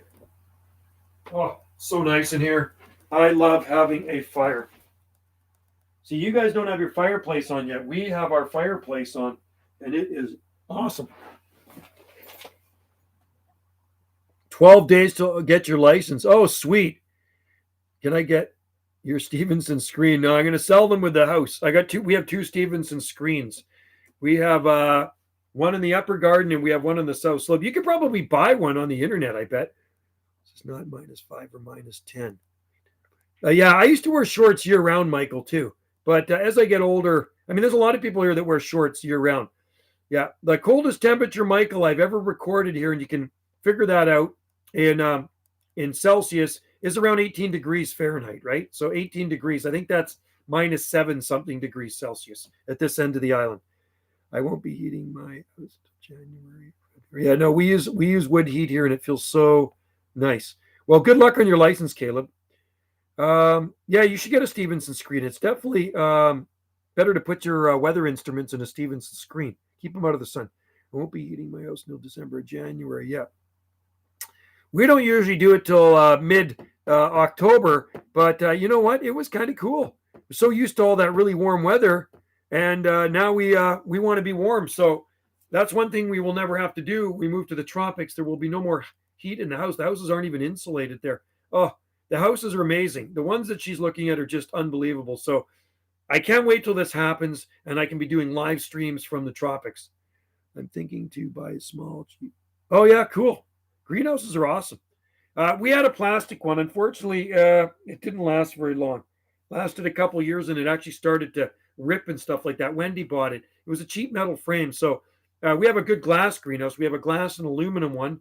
And like I say, that's going to go with the house, because when you move to the tropics, you do not need a greenhouse. No greenhouse required. And, you know, I'd like to grow a lot of orchids, too, because I like orchids.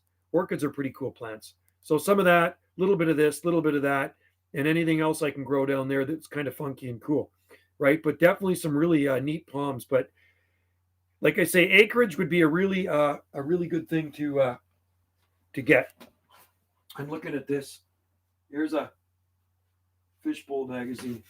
This just popped up. It's funny, I've had this for years. There's some of my palms on the front of a magazine right there. There's some 1 gallon palms. This is an old. There's some of my homegrown trachys there, and I wish I could take some with me, but unfortunately I can't. Cannot take any trachys with me to Costa Rica. 16.5. Yeah, it was pretty warm in here. Will you be able to grow? Oh yeah, no, the cacao grow there and all that stuff. Yeah, Campbell for sure. Most Tennessee houses aren't insulated, which oh yeah, no, there's the old houses here aren't insulated either, Palm Nation. None of them are insulated, the old ones. This morning it was pretty warm in here because the fireplace was still warm when I got up early this morning. Yeah, no air conditioning here. I wish I would have had it in June and July though. I wish I had air conditioning this summer. It would have been nice, but no air conditioning here. But where we're going, every house is air conditioned. You will need it where we're planning on going. And I see one house she's looking at. There's an air conditioning unit right above the bed, which is good. And probably need some screens on the doors too to keep some of the bugs out. I'm sure there's a few bugs. You know what? So it'll be a change. Heat pump would yeah, heat pumps are good, Michael. They're actually a really good thing. Not odd enough for AC. This my fireplace. I love just moved to Florida and no oh, you're in Florida. Oh, nice. No, and it depends where you are in Florida too. I mean, northern Florida, Jacksonville and Tallahassee can get cold. 29 C 29C isn't hot enough for an 8C. No, I would put that AC on when it got up over into the mid 30s. 29C, I don't think I'd have the AC on, but you know what? When it was up 100 plus degrees Fahrenheit here, oh man, you know what I did? I walked across the street to the beach and I jumped in the ocean. It was just like the nicest thing going to the beach. And I walked in up to my neck and just felt so refreshing. Thank God for the ocean or a lake. But you know what? The lakes would have been too warm for me. But the ocean was just perfect. So yeah, fireplaces, are kind of cozy on a cool winter day, aren't they? 37 to 40, turn on the fan. Yeah, we have a ceiling fan and we have fans in our bedroom. We had a fan going every single day. Oscillating fan. It's a big tower fan, so it was going every single day. And it felt good. I was actually getting used to it. And then now there's no fan going. And I do actually prefer to sleep in cooler temperatures. The thing is, I don't know. I always hear AC is not the greatest thing for you. In Tennessee, air conditioning is very important. The summers get so hot and humid indoors. Yeah, well, that's like here. What was it? Over 800 people died in that heat blast we had. 800 people died in our province from the heat because they didn't have air conditioning. We have a ceiling fan until the tree. Oh, a tree landed on your roof. Was that during that hurricane wind? Oh my God. Yeah, our houses gets a lot of sun here. Gets pretty warm. We have vaulted ceilings too.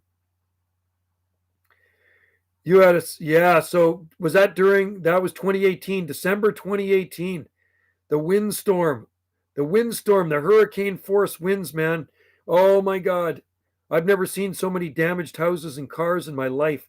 We actually drove down Cushion Lake Road, but we couldn't get past where the junction is at Stewart. We could not get to Bettis Road because the road was blocked off. And then we went up Lord Mike's, it was Lord Mike's and Sky Valley, and there's trees down everywhere and broken power poles. Steel strap holding. Oh my God, that's crazy. That was caused a lot of damage. I heard 38 houses on Salt Spring got crushed by trees or damaged. I mean, our summers. Yeah, your summers are hot down there. Naples. Naples, Florida. Sounds nice. Yeah, no, not here. Panaboat strong. Oh, cool. Yeah, our friend just bought a Panaboat house behind us in January. Naples, Florida. Naples. No, I know of Naples. I'm just seeing Naples, Florida. Let's see where it is. It is Naples, Florida. So you're on the Gulf. You're on the Gulf Coast side, right? On the Gulf of Mexico side, correct? I'm in some tropics. Marco Island, kind of close to Marco Island. Yeah, you guys are in the subtropics, and we're in the Great White North here. So hopefully we won't get any snow this winter. I don't like snow. That's one thing I can't stand. That is a bad four-letter word. Snow. Hate it. Rain, I don't mind. I love this rain. And it was good today. I worked outside in the sun all day. Absolutely awesome. And then it started raining after I got off work. Started raining a little bit. That's okay. We'll take it. The garden's quite happy. Great Brown North. Yeah, in the summertime, it certainly is. Our mowing season just started. So power was out 14 days. Ours, oh, yeah, you're in that area. We were out for 4 days here. Thank God you guys didn't get hurt. Believe it or not, since.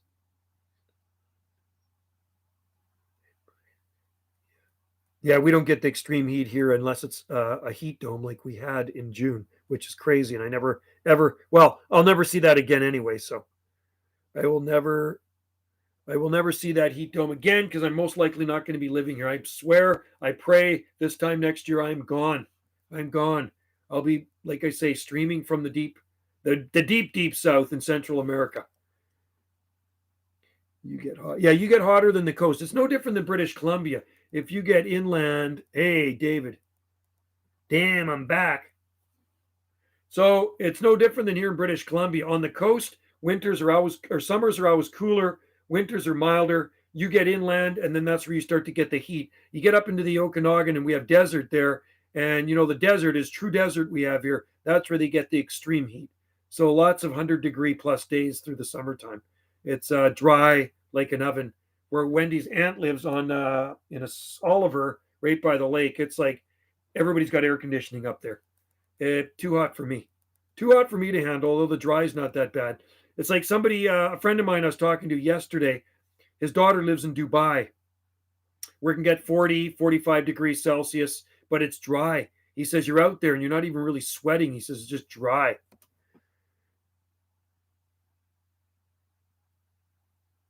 So, yeah, golf. Yeah, you're on the Gulf Coast side. That's nice over there. AMC Jap. Hey, what does that mean? American Motors, Japanese Motors? Is that what it is? Those are the type of cars you drive? American Motors? Or is that your initials? Is it nighttime where you're at? No, it's not nighttime here. I'll show you what it looks like out here. I'll show you out our window. I'm going to show you what it looks like here. This far north, this is, okay, the time is 6:34 p.m., and that's what it looks like outside at 6:34 p.m. here at 48 degrees north latitude, okay? So not dark yet, but, yeah, the days are getting shorter for sure because we're in fall. Turn the clocks fall back in November. So that's how much light we have here on Salt Spring Island at 48 degrees north latitude. That's 6:34. So that's the thing when you live in the tropics too. I think it does get darker earlier in the afternoon, around 6:30, something like that. So golf, yes. AMC. What does that stand for? AMC Jap. I want to know. I'm interested. I'm guessing it's the vehicles you drive. I know what you mean. 35, 10% feels like. Yeah, so when you got low humidity, it's much easier to handle. So, and from watching my videos, our humidity is not that high, really. In the summertime, you can run 38% humidity, in the 40s. And there was a couple of humid days here, and it was like, where your clothes kind of feel like they're sticking to you. So I don't like that because I have to work in it. But if I don't have to work in it, I'll be okay. So if I'm retired and it's a bit humid, I just have to live with it. And we're going to get a place with a swimming pool. Wendy wants a place with a swimming pool, so I will jump into the swimming pool. I know what you mean. Yeah, 35C with 10% feels like less hot. Yeah, that's the thing. And it does. Yeah, no, it was hot. So when we had that heat dome here, it was, and I recorded the humidity. Let me just look. Let me look back here. What we had June. I hopefully I wrote down the humidity. I don't always write down the humidity. June was a very warm month. 21st. What? Okay, there we go. So on the 25th we were 90. 90, just over 90 is around. What's 36.4? On the 25th we were 36.4 degrees Celsius, 30% humidity. This is in June. And then on the 26th, we were 37.2. Then on the 27th, we were, oh my God, it was hot. 37, 35.5. Low temperature was 27.5. 28, we were 42.9 with 23% humidity. So 42.9 with 23% humidity. I try not to go. Yeah, no, that's too hot for me with the humidity. It would kill me. Washies would be cool. I tried. Yeah, I did not. You know what? I could not get comfortable in that heat. So when we had that heat on June 28th, I could not get comfortable. It was absolutely disgusting. And it felt like an oven walking out our back door. And then thank God on the 30th, it actually started to cool down again. It was only 22.2. Oh, that was just, that was insane. I don't know where that freaking heat came from, but I didn't like it. But some of you guys are used to that. Living in the deep south, you're used to that heat. Up this far north on the coast, we're not used to that heat. If you're inland, out in the Okanagan, where the desert region is, where there's rattlesnakes and there's sagebrush and there's cactus, you're used to that. I've seen our heat index go to. That's hot. It was so gross. Okay, see you later, David. It was so gross when I went out for a motorcycle ride. It was so uncomfortable. 75 degrees Celsius. And you know, Michael, that's why they say the oysters and shellfish on the beaches died. They says the rocks got up to 50 degrees Celsius. It was so hot. So I don't know if you still have your scooter. Anyway, I went out for a motorbike ride. I said, Wendy, I'm going to go for a motorbike ride. It was actually so uncomfortable. It was unbearable. I just wanted it to end. I thought, if I went for a ride, and usually when I ride down into Ganges, you descend down into Ganges from uptown, Upper Ganges, and you go like from where Country Grocer is, and you go down the hill, you can immediately feel the coolness of the ocean. Well, during that heat blast, it was just like somebody had a heater going. I've never felt anything like it. It was absolutely disgusting. And even where we live, there's this tunnel of trees before our place, and you can really feel the ocean effect. It's always a lot cooler in the summertime when I'm driving through the tunnel of trees before our place, and it was absolutely gross. It was that hot. Yeah, Nora, I've never seen the. Oh yeah, you know what? We could smell the tires. You could. It was so hot here, you could smell the rubber, people's tires. I don't know if it was melting or what, or just heating up so much you could smell the rubber in the parking lot up at Country Grocer. You can do it if you're in a good climate. Go for it. I mean, I throw my seeds on the ground and they grow. It's no different. And some of them are taller than me now. So if you're in a good enough climate, go for it. Throw the seeds right in the ground or the seedlings for sure. Good soil is better. Down in the forest loam, they're just thriving. I'm trying to sell the scooter. Oh, yeah. Oh, Wendy got an e-bike. I felt the coolness above the bakery before. Yeah, you can feel it as you're descending down into Ganges, even down Fulford Ganges, past MB Bakery. It's that ocean influence. And that's the same thing, Michael, up at this end of the island. I rode my bike one time on sticky tar. Yeah. Yeah, I wouldn't doubt it. I mean, it was so hot here that day. I wouldn't doubt it. The tarmac probably softens up a little bit. Good for a brake stand. Yeah, Mike, Wendy does have an e-bike too. She bought last October, a year ago, she bought a craft e-bike, Cafe Racer. So it kind of looks like an old school, kind of like Harley Davidson. She wants to bring that with us when we move. So that's going to be loaded up into the seat. But I'm not bringing my motorbike. My motorbike I'm going to have to sell. So if you know anybody that wants to buy a motorbike when the time comes, my bike's only got about 28,000 K on it. And it's 20 years old. It's in mint shape. But yeah, we could smell the rubber from vehicles in the parking lot. It was like the weirdest smell. Smell like burning rubber, kind of like just hot rubber. Not burning, but hot rubber. And it was just I've never smelled anything like that before in my life from the heat. What motorcycle do you want to buy down there? I'm gonna get a Honda. I'll just get a Honda dirt bike, like a 400cc or something like that, or 250, something like that. You can actually see where the black. That's crazy. Yeah, that's hot, man. Yeah, no, I haven't seen that here. This doesn't get that hot up here.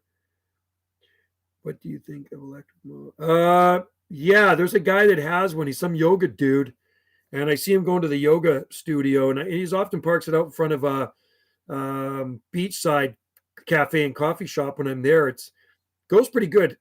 They go pretty fast, those things too. I don't know what the charge is on it though, but Wendy's bike goes pretty good on a charge. Yeah, dual sport. I've always had dirt bikes, right? I mean, I've always had dirt bikes my whole life, and Suzuki's. I've always had Suzuki's, but Hondas seem to be the number one bike down there. Got to get something that's easy on parts. I like dual sports. Remember when Brendan would troll? I don't know where is Brendan? Is he still around? No, that's about motorcycles, isn't it? There was the long way there. There was actually a book too, wasn't there? Put out. Yeah, so that's what I get, like a 300cc. I'd probably buy a new one when I go down there. I'd buy a new motorcycle. I mean the surface of the roads. Oh yeah, no, it gets hot the road surface because the black tarmac, right? It's crazy. I wouldn't want to be a guy putting tarmac down in that heat. Could you imagine being a guy that lays tarmac down in that heat? So, but yeah, the nice thing about their palms down in Costa Rica, where we're going, you can ride quads on the road, and there's dirt bikes all over the place. I kind of like that. So that's what I'll get. I'll get a dirt bike and or a dual purpose, and a 300cc would be fine by me. Ewan McGregor and Charlie Borman trips on motorcycles. Yeah, that's cool.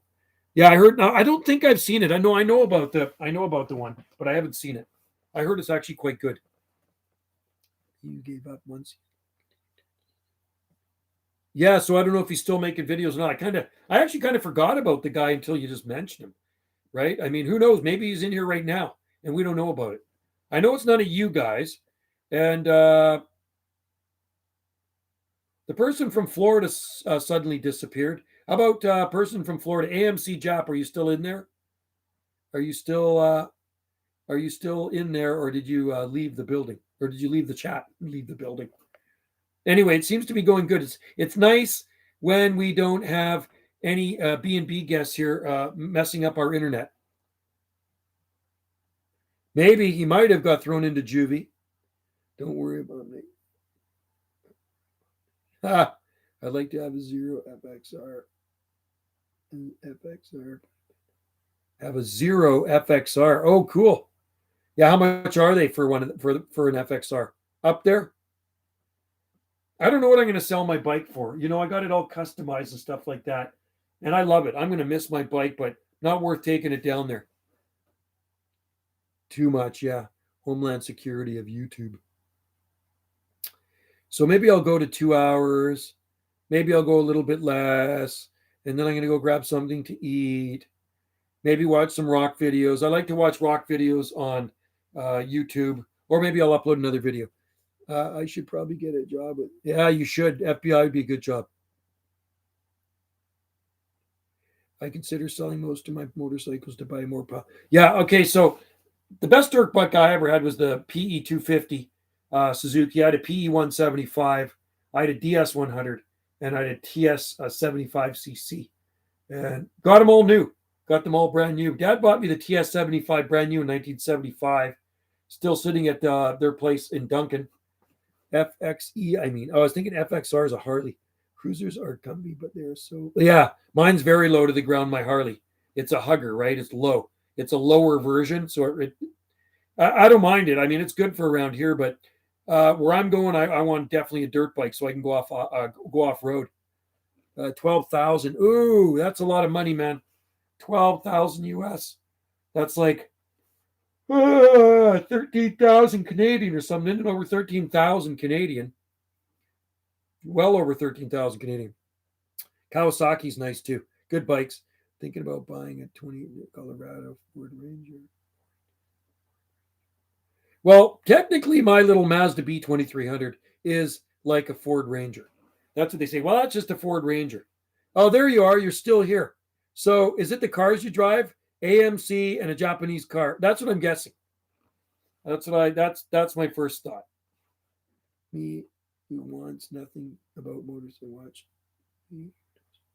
I grew up with motorcycles. I've had them actually my entire life.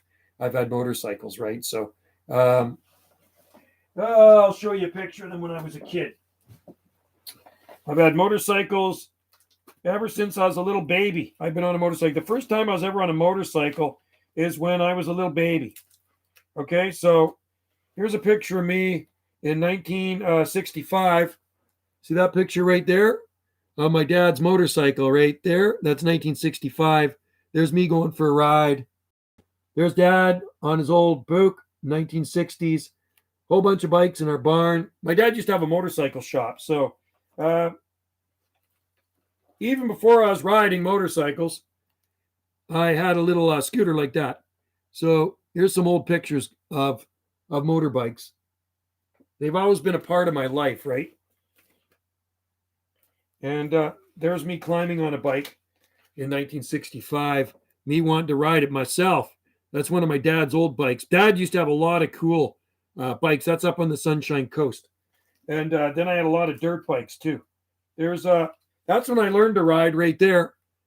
See that? There's me and my dad. So there's my little mini bike. I got that for my 3rd birthday, and I learned to ride when I was 3 years old. There's me and my little Indian, and there's Dad on his old Suzuki. And there's me on a DS100 back in the 1970s. So lots of good old memories here. There's my dad, me, and my sister on bikes. You can see those there. You see that there? Right there. 68 Suzuki TC250. My dad's DS100 1977 and a Honda Z50. And then I'll show you some of my bigger bikes. There's my there's Dad taking me for a ride. Right there. Dad taking me for a ride when I was a little kid on his James. And there's my DS100 or TS75cc Suzuki. That was 1977. Long before you guys were born. And then show you my PE250. Where's my PE250? There's my PE250.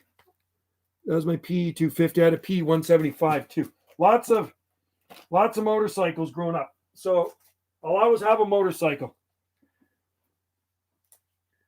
My full-size Silverado. Yeah, they're expensive. All my children, Jap, my kids first in it. Oh, all my children. JAP, my kids. Oh, cool. Interesting. Okay. I like Chevys too, Palm Nation. Ford F-150 Lightning. Cool. Oh, and I could charge the e-bike. Yeah, that's interesting, Mike. So your kids' initials. Okay, that's very cool. My kids' names are, I'll show you where my kids' names are. Roll up my sleeve. So my kids' names are on my arm, right there. There's my kids' names right there. So Ryan and Samantha and Trevor, right there. That's all the names, the 3 kids I have. Check out Jerry Everything YouTube video on Humber conversion. Cool, that sounds pretty cool. Humvee conversion to the Chevy Colorado. Yeah, that'd be nice. They're expensive up here, those trucks. I'm guessing that truck's probably about fully loaded. I don't know, is that a full-size truck? I'm guessing that thing's probably got to be over 60,000. I tried a dirt bike first when I was 4, got scared of it. Cool. Right on. Yeah, I started with mini bikes, Palms, and then I got into the motorcycles. I got my first motorcycle in 1970, actual street legal dual purpose Suzuki in 1975. But before that, I was riding mini bikes, right? Honda 50s, Honda CT70s, stuff like that. Oh man, I feel totally control my motorbike. Yeah, I mean I've had some pretty good wipeouts on my dirt bikes. Horrible gas mileage. Yeah, my truck's so easy on gas. And at the price of gas here, you want easy gas mileage. Is that right? F-150 Lightning prices actually very reasonable for. Oh, that's interesting. Okay, cool to know. The Chevy Colorado is smaller than it's about 25. Oh, that's not too bad. My little Mazda B2300, and I already got a buyer for my truck. The guy that owns the rental place here, the rental stop, Dan says, Joe, sell me your truck. When you're ready to move, sell me your truck and he'll buy it. So that's good. I don't like Fords because, yeah, I'm a Chevy guy myself, But my dad actually drove a Ford 150. I was a Chevy guy, but he got this deal on this Ford F-150, and it actually was a really good truck. He drove it for years, and then he went back to Chevy again. But my dad was always a Chevy man. I'm a Chevy guy. I had a Chevy, I had a Nova SS, really nice Nova SS. You would like my car. It was killer. Pulls 10,000 pounds. Ooh, that's pretty powerful. What type of engine's in it? Holy crap. Or is that electric? That's electric one. Holy cow. That's nuts. I got a Chevy Silverado at work. My Parks truck, it's got a Vortec engine in it. It's pretty powerful. And one of the other guys I work with has the Ford Parks truck, the newer one. It's a 2020 or 2019. Actually, might be a 2020. 202. Oh, it's EV. Yeah, they're starting to come out with electric trucks now. And, I don't mind electric as long as they get really good mileage for the charge. Get a Toyotas. Toyotas are good too. Good for construction workers or campers. Yeah. Well, apparently CRD wants to go all electric eventually. My dad's 2010 Solaris. Yeah, that's like mine. Mine's a 2012. No, mine's a 2012 Silverado. Hola, hola, hola. Oh, Wendy's in there. Oh, what are you doing? Wendy's in there. Wendy's not here, but Wendy's in there. She's in Vancouver. 300 to 400 miles. Is that right? Well, that's pretty good on a charge, Mike. I like the older Chevy Suburbans are pretty cool. There's some of those running around on Salt Spring Island too. Wendy likes her car. Wendy's got a 2006 Honda CRV, but you ain't bringing that to Costa Rica. No way. Watching you. Sunny in Vancouver. Well, we had sun in Vancouver too, or in Salt Spring too, but then it rained when I got off work. A little bit of rain. Make sure you shoot a video of some palm trees there, Wendy. 2500 HD. Yeah, that's what it is. It's got the back seat in it too, like this, like the kind of the suicide doors in the back. That's my Parks truck. Ford Excursion with some lift. Cool. Yeah. Hi, Joe. Are you renting first when you read? Hey, Wendy, are we renting first?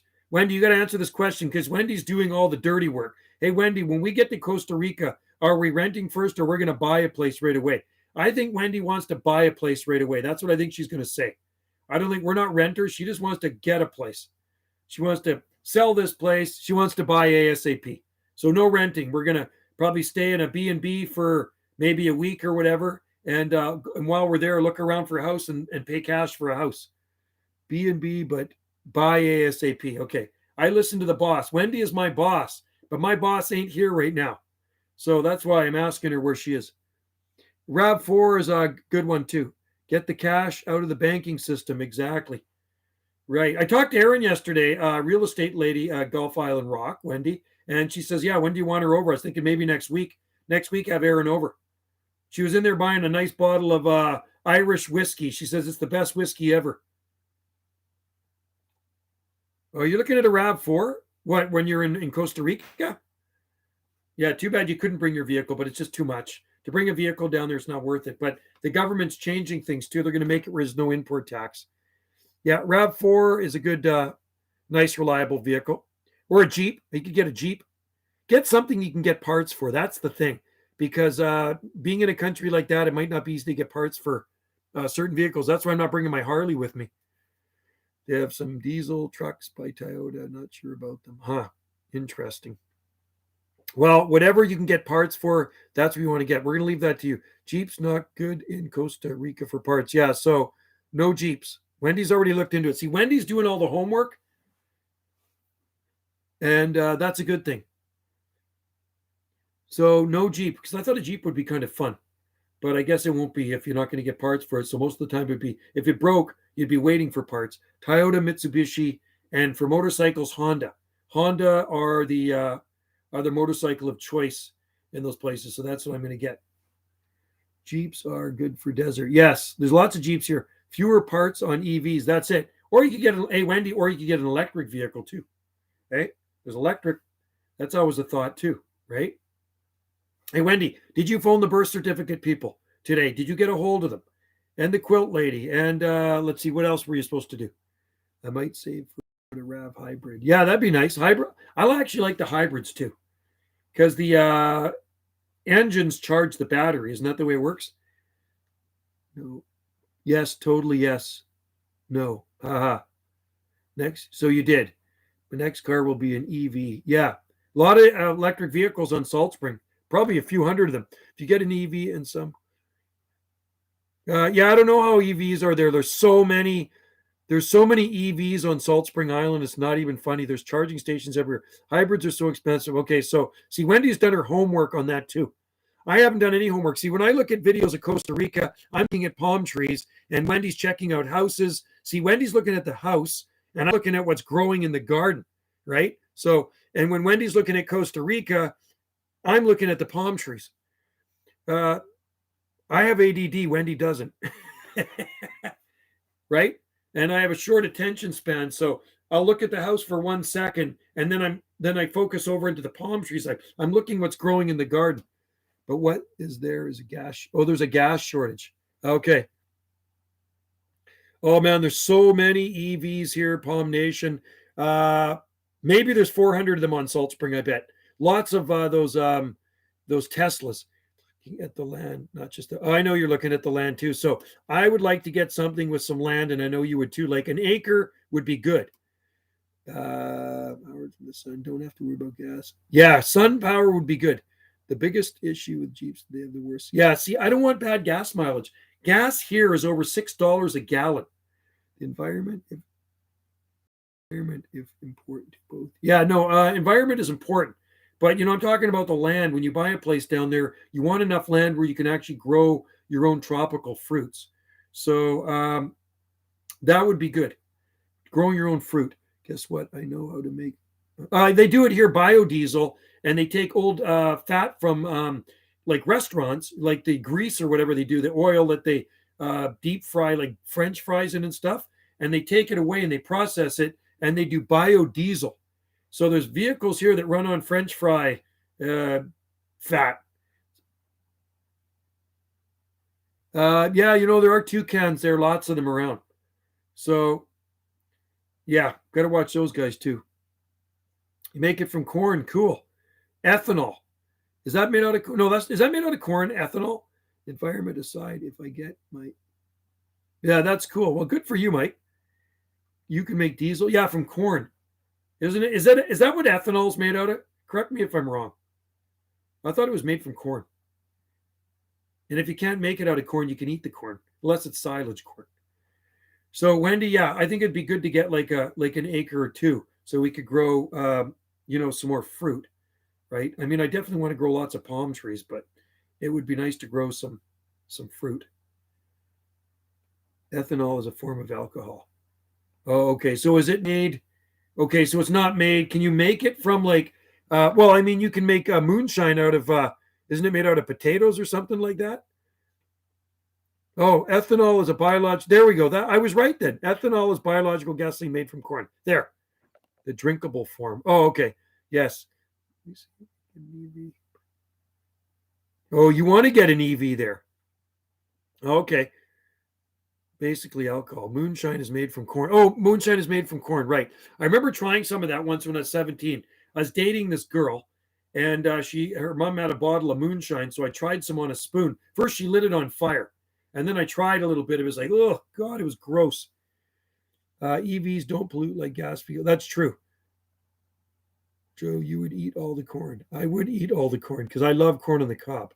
And we had the best corn here this year, the farm on the road there. Oh, it was so sweet. It was peaches and cream. You had a few different types of corn, but the peaches and cream, and you barbecue that and you put some butter on it. It's like, oh, God, it's so sweet. I miss corn. Love corn. Bond Acres corn, Michael, is really good. That's the stuff you got to try. I mean, do they have corn? I think it's out of season now. I think it's all done. But now there's pumpkins in. From where I'm from. Yeah, so potatoes work too, Palms. Find a place with good internet. Yes, good internet. Right, Wendy? Find a place with good internet. Can you get a four-wheel drive EV? I don't know. Can you get a four-wheel drive EV? Michael might know. The stuff coming out of factories is much higher. Mike, the stuff coming out of factories is much higher contribution pollution than the gas vehicles. Yeah, well, probably is. For the most part, that's not true since power plant supplies those charges. You can even, yeah, that's true though. You think about it, the power to power an electric vehicle has to come from a power plant. Is odd. Yeah, it would be. Electrical vehicles are probably, yeah, they probably wouldn't work up there very good. No more polluting. Yeah, no, it's good if you don't pollute. I mean, pollution is not a good thing. It's too bad that man has polluted this planet so badly. I mean, like you say, there's that big, like we say, there's that big plastic island floating around up there in the Pacific or something. Was that called the Pacific Drift or something like that? Isn't it the Pacific? It's a bunch of plastic that just kind of floats around up there. When plastic goes in the ocean, it seems to congregate into this big mass up there. America doesn't even control.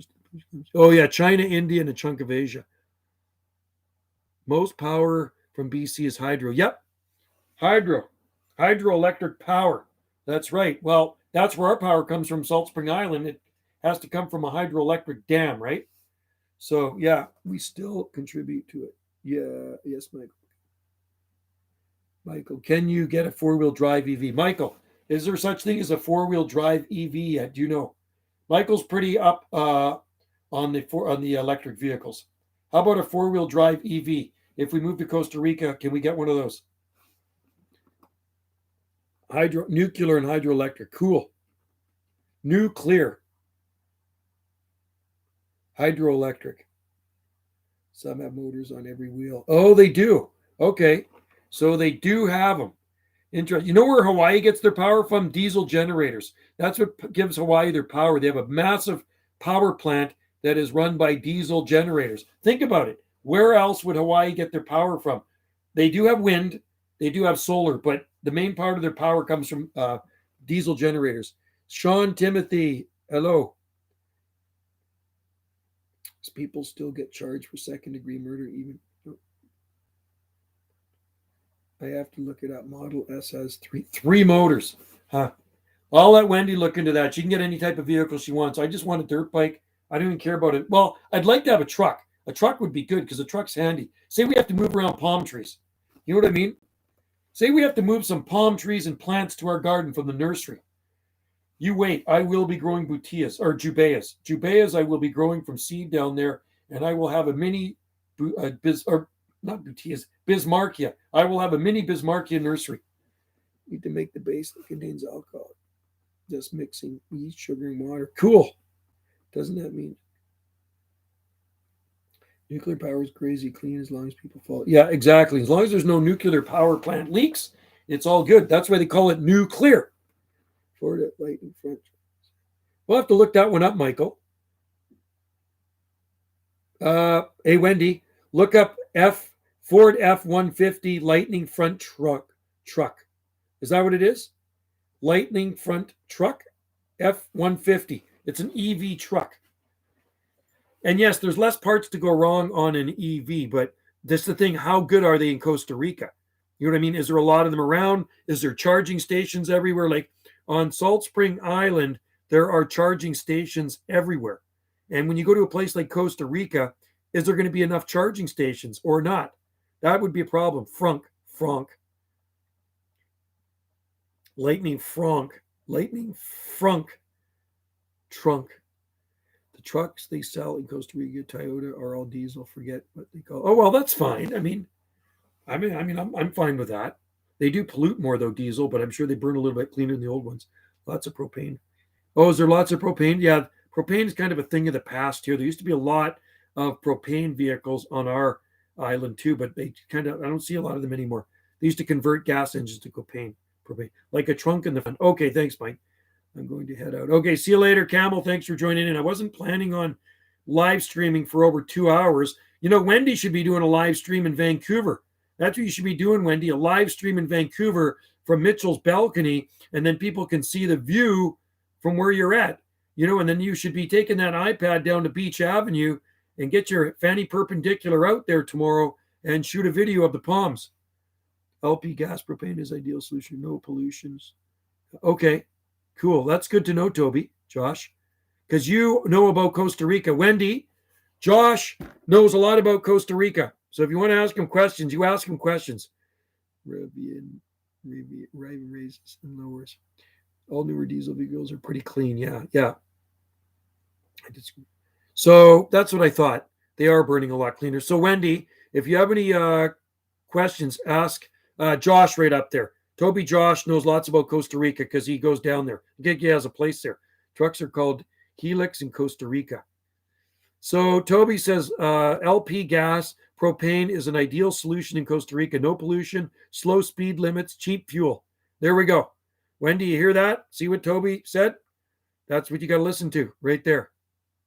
Propane and LP gas. What is LP gas? Toyota Helix trucks. I'm out of here. Gotta be up. Hey, see you later, AMC. Thanks for joining us for the live stream. Come in anytime. And like I say, I wasn't planning on being on here this long. I'm not sure if you can get in Costa Rica. No, there's propane in Costa Rica. Toby said there is. Oh, yeah. Helix are awesome. Very comfortable, reliable, and many other options in Costa Rica. There we go. So, Wendy, Toby speaks Spanish, and he is familiar with Costa Rica because he goes down there a lot. I think you have a, don't you have a residency card, Toby? Or Josh, you have a residency card. Yeah, let's stick with something else that's easy. Do we grow eucalyptus? Oh my God, Sean, you have no idea how many eucalyptus trees we have here. There's eucalyptus trees all over our property. Eucalyptus trees all over the island. Yes, we do grow eucalyptus. Yeah, I don't know how many species we have in our garden, but there's a lot of them. In the upper garden. We don't have any in the back 40, but they're all in the upper parts of the property. Yes, liquid petroleum. Oh, okay. Propane. All right. Liquid petroleum. Right on. Okay, that's good to know. So you hear that, Wendy? See what he said? LP gas stands for liquid petroleum. That's what they have down there. And that's really good to know. Wendy's been all over Costa Rica, but I haven't. Well, you got to start talking as much as I do. Start talking lots. I like to talk. And when I'm not talking with my hands, I talk, or I'm not talking with my mouth, talk with my hands. Electric Silverado 4-wheel drive coming soon. Oh, that'd be expensive. Electric Silverado. Man, I couldn't even imagine how much they want for that. Yeah, Toby Josh. He's the guy you got to ask questions about Costa Rica because he knows. He can give you the dirt. He can give you all the dirt you want to know about Costa Rica.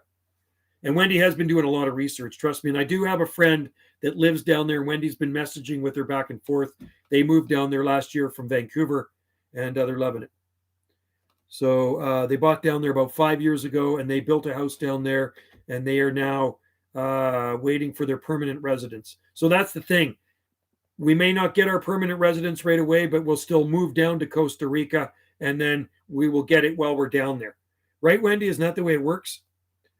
Yes, I lived in Costa Rica full-time 2013, and I return frequently. I have residency. Visit for long enough periods to justify renewing. Okay, so you do have residency. Cool. Well, that's what we're looking for. We're looking for residency. That's what we are applying for right now is permanent residency. And yeah, she wants to buy a permanent home down there too. So when we go down there, we ain't coming back. What kind of vehicle uses that, Toby? What, the liquid petroleum? Probably a Toyota, I bet. I'm gonna put another light on back here. I'm gonna check the fire. Be right back.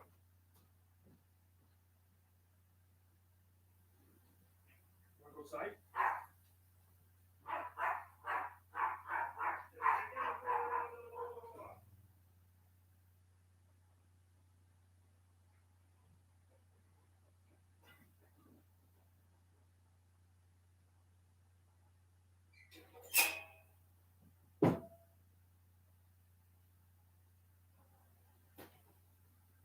Okay.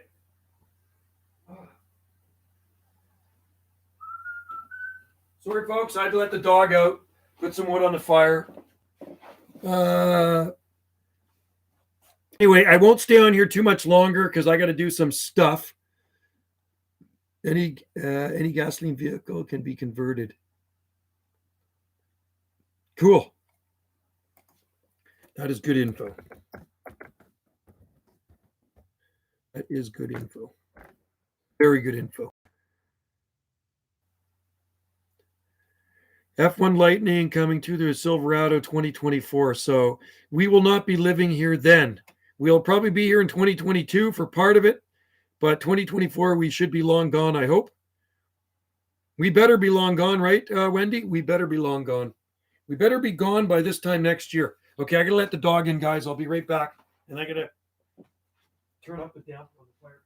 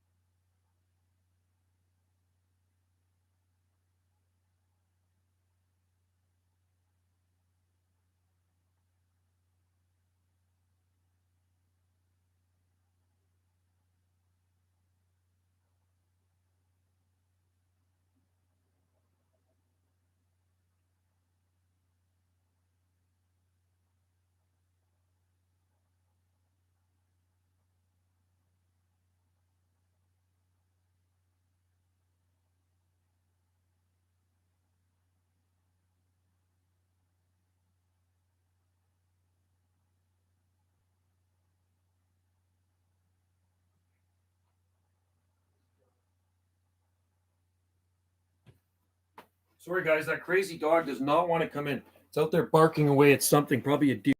Only thing that Fords are not common in Costa Rica. We'll need to get a vehicle. Yes, parts. Yeah, cat who's outside barking away. He does not want to come in. Do they deliver 10K delivery? Do they deliver? Deliver? I wonder. You mean to Costa Rica? Oh yeah, yeah. I did actually a few places that Wendy looked at. I was looking at the palm trees, right, Josh? And there was one with a Bismarckia. So I said, hey, yeah, they'll do well there. I mean, they do well in Hawaii, in Oahu. So I'll definitely be growing some Bismarckias. Are you buying a boat or sea-doo? No. I like the new. Yeah, no, no boats or sea-doos.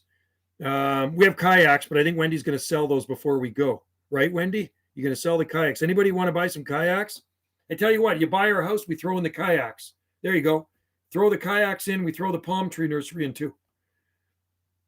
Yeah, no, we're not going to get any. I don't think we're not really boating people. I've always had little boats like rowboats and stuff like that, but we're not really big boaters. Sea-doos are pretty cool, but well, you never know.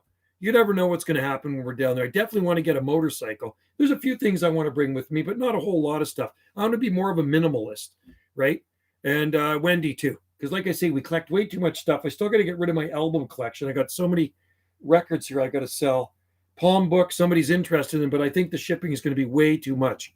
I know Joe wants a motorbike and an ATV. Yeah, motorcycle and an ATV, like a quad.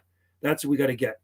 That would be good. I definitely want to take my radios down so I can broadcast. So my two-way radios are going down there with me. That's important. And I don't really want much more. That's it. I mean, I'll buy a dirt bike when I'm down there. I'm sure there's a Honda dealership in Samara, right? If you want to grow tree ferns and never feel hot, look for land around Santa Elena or the general area of area 5,000 above sea level and temps are 75. Oh, but it's inland, right? It's quite a ways in from the ocean, correct? You hear that, Wendy? Suzuki and Toyotas are probably the cheapest to maintain, but at least there are mechanics that work on anything and everything, even European. Okay, that's cool to know. That is good to know. I like Suzukis. I like the little Suzuki like sidekicks and stuff like that. So yeah, that's the same thing. So if Costa Rica doesn't work for us, then Mexico's our second choice in Chapala, 6,000 foot elevation dirt bike. Joe and I are not big boaters. We would do day trips out on other people's boats. We will not have to pay storage. Yeah, upkeep. Yeah, boats are expensive. Oh God, big boats. Bigger the boat, the more money to keep them. So yeah, no, we won't get any. We won't get a boat. I'd buy more palm trees instead of a boat. That's what I'll do. More palms and more fruit trees, more tropical fruit trees. Yeah. So how far is that in from the ocean, Josh? That must be quite a ways in, right? I'm guessing. And that's a nice temperature, 75. That sounds like Chapala in Mexico. But that's 6,000 foot in Chapala. And that's basically, when I look at the temperatures, they're very similar year round.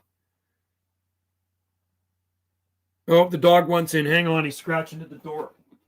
Kahu, you want to come and say hi? Let's go say hi to Mom. Come here. Oh.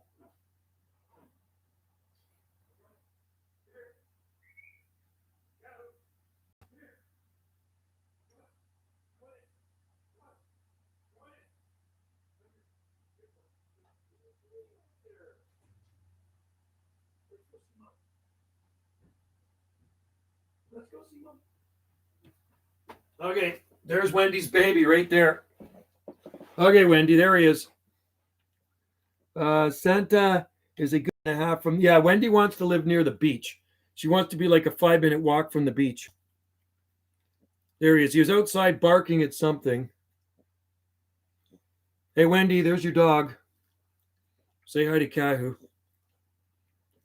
I don't know what he was doing out there. I think there must have been a deer.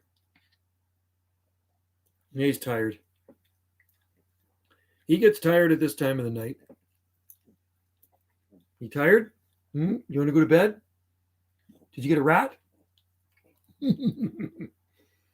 Yeah, so a Toyota Helix. Yeah, I think, Wendy, you should do a live stream tomorrow, and then we could join in. Tomorrow is my last day. So you should do a live stream at like around at a certain time. Tell us a time, and then you could join in and see what's happening in Vancouver.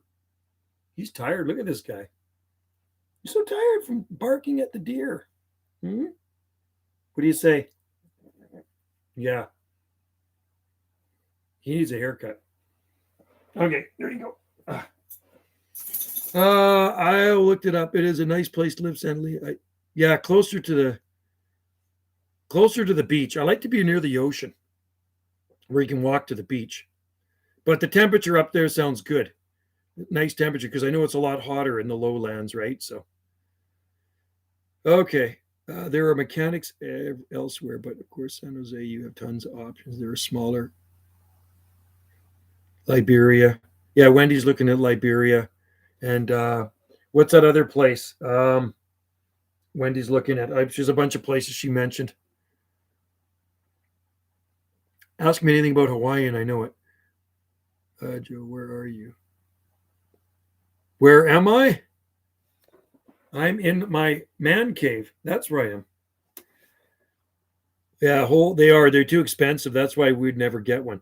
And we're like closest hospital. And McDonald's from where you're all looking. Oh, interesting. They actually have McDonald's there? They have McDonald's in Costa Rica? You're kidding. We don't even have a McDonald's here. Not on our island. No McDonald's allowed on our island.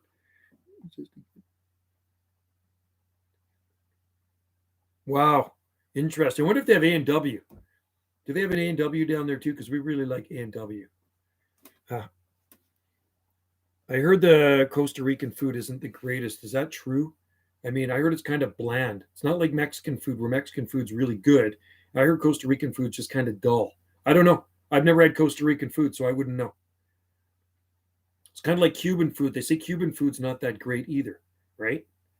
So anyway, we'll find out when I get down there. I've never been to Costa Rica, but like I say, Wendy's been all over Costa Rica. Chili's, Burger King, Walmart, McDonald's. Oh, no, they got it all. Holy cow. That's crazy. Amazon. Wow. Walmart. Unbelievable. I didn't think they would even have that in Costa Rica. It is unreal. Wow. You can feel right at home there when we're in Costa Rica. Well, they have all that stuff on the Big Island and over on the mainland, but not on the Gulf Islands here. On the Gulf Islands, we're not so spoiled. We don't have any fast food, and we don't have any box stores here. Costa Rica, people say it's dull, but it just shows. Oh, so it is good. Okay, see, I don't know. I don't even know what the food is down there. Like, what do they eat? Like, is it kind of like Mexican food?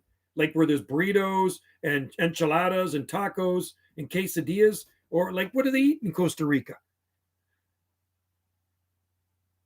Yeah, crocs. That's what I heard. There's saltwater crocs down there. I'll go in the water like I do in Hawaii, but I ain't gonna go out that far. Yeah, you too.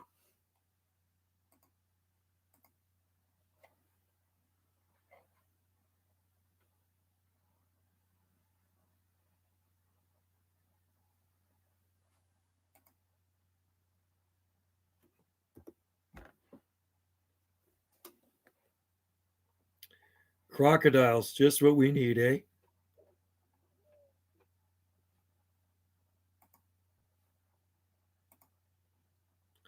Now I got to get rid of this emoji thing here.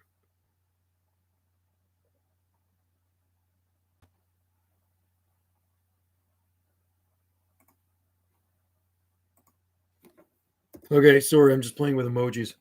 Yeah, I heard there's saltwater crocs down there. Is that true or not? Or is it just BS?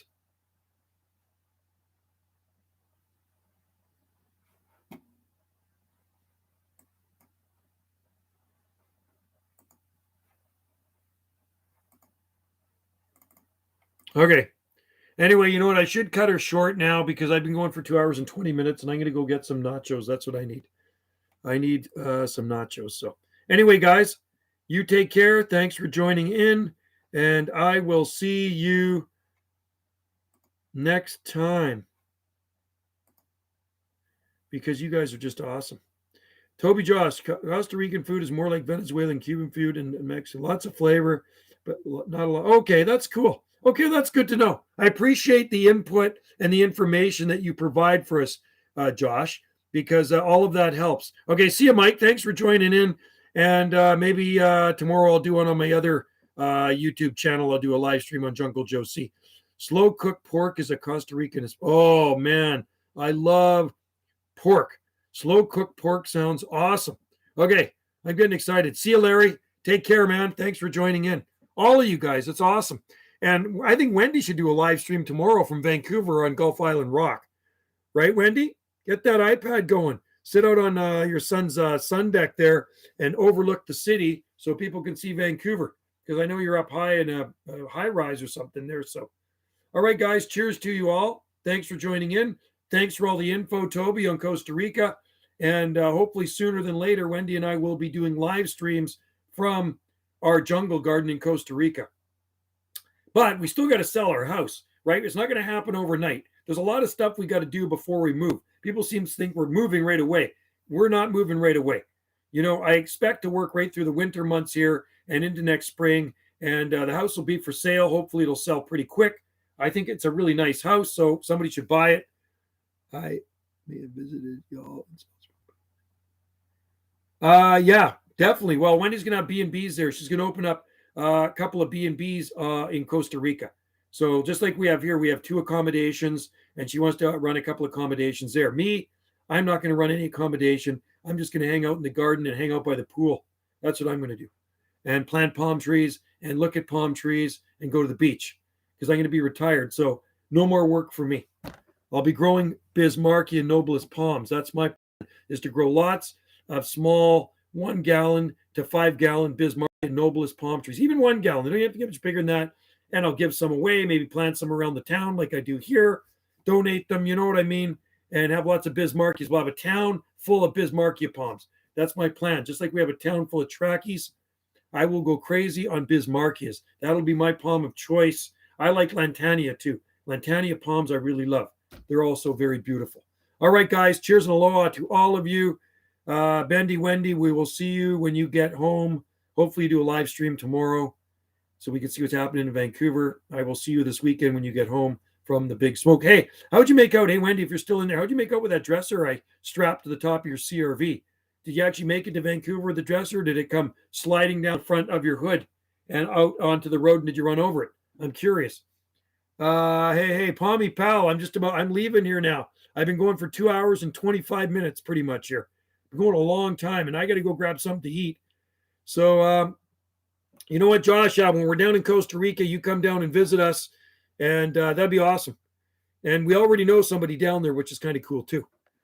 And yeah, I think it's going to be a fun place to live. I really look forward to it.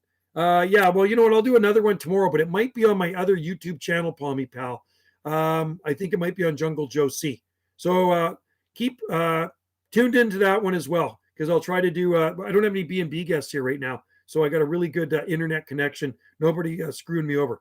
All right, Palmy Pal. Cheers to you, everybody in there. I'm going to end the stream, and we'll see you guys next time. Bye for now.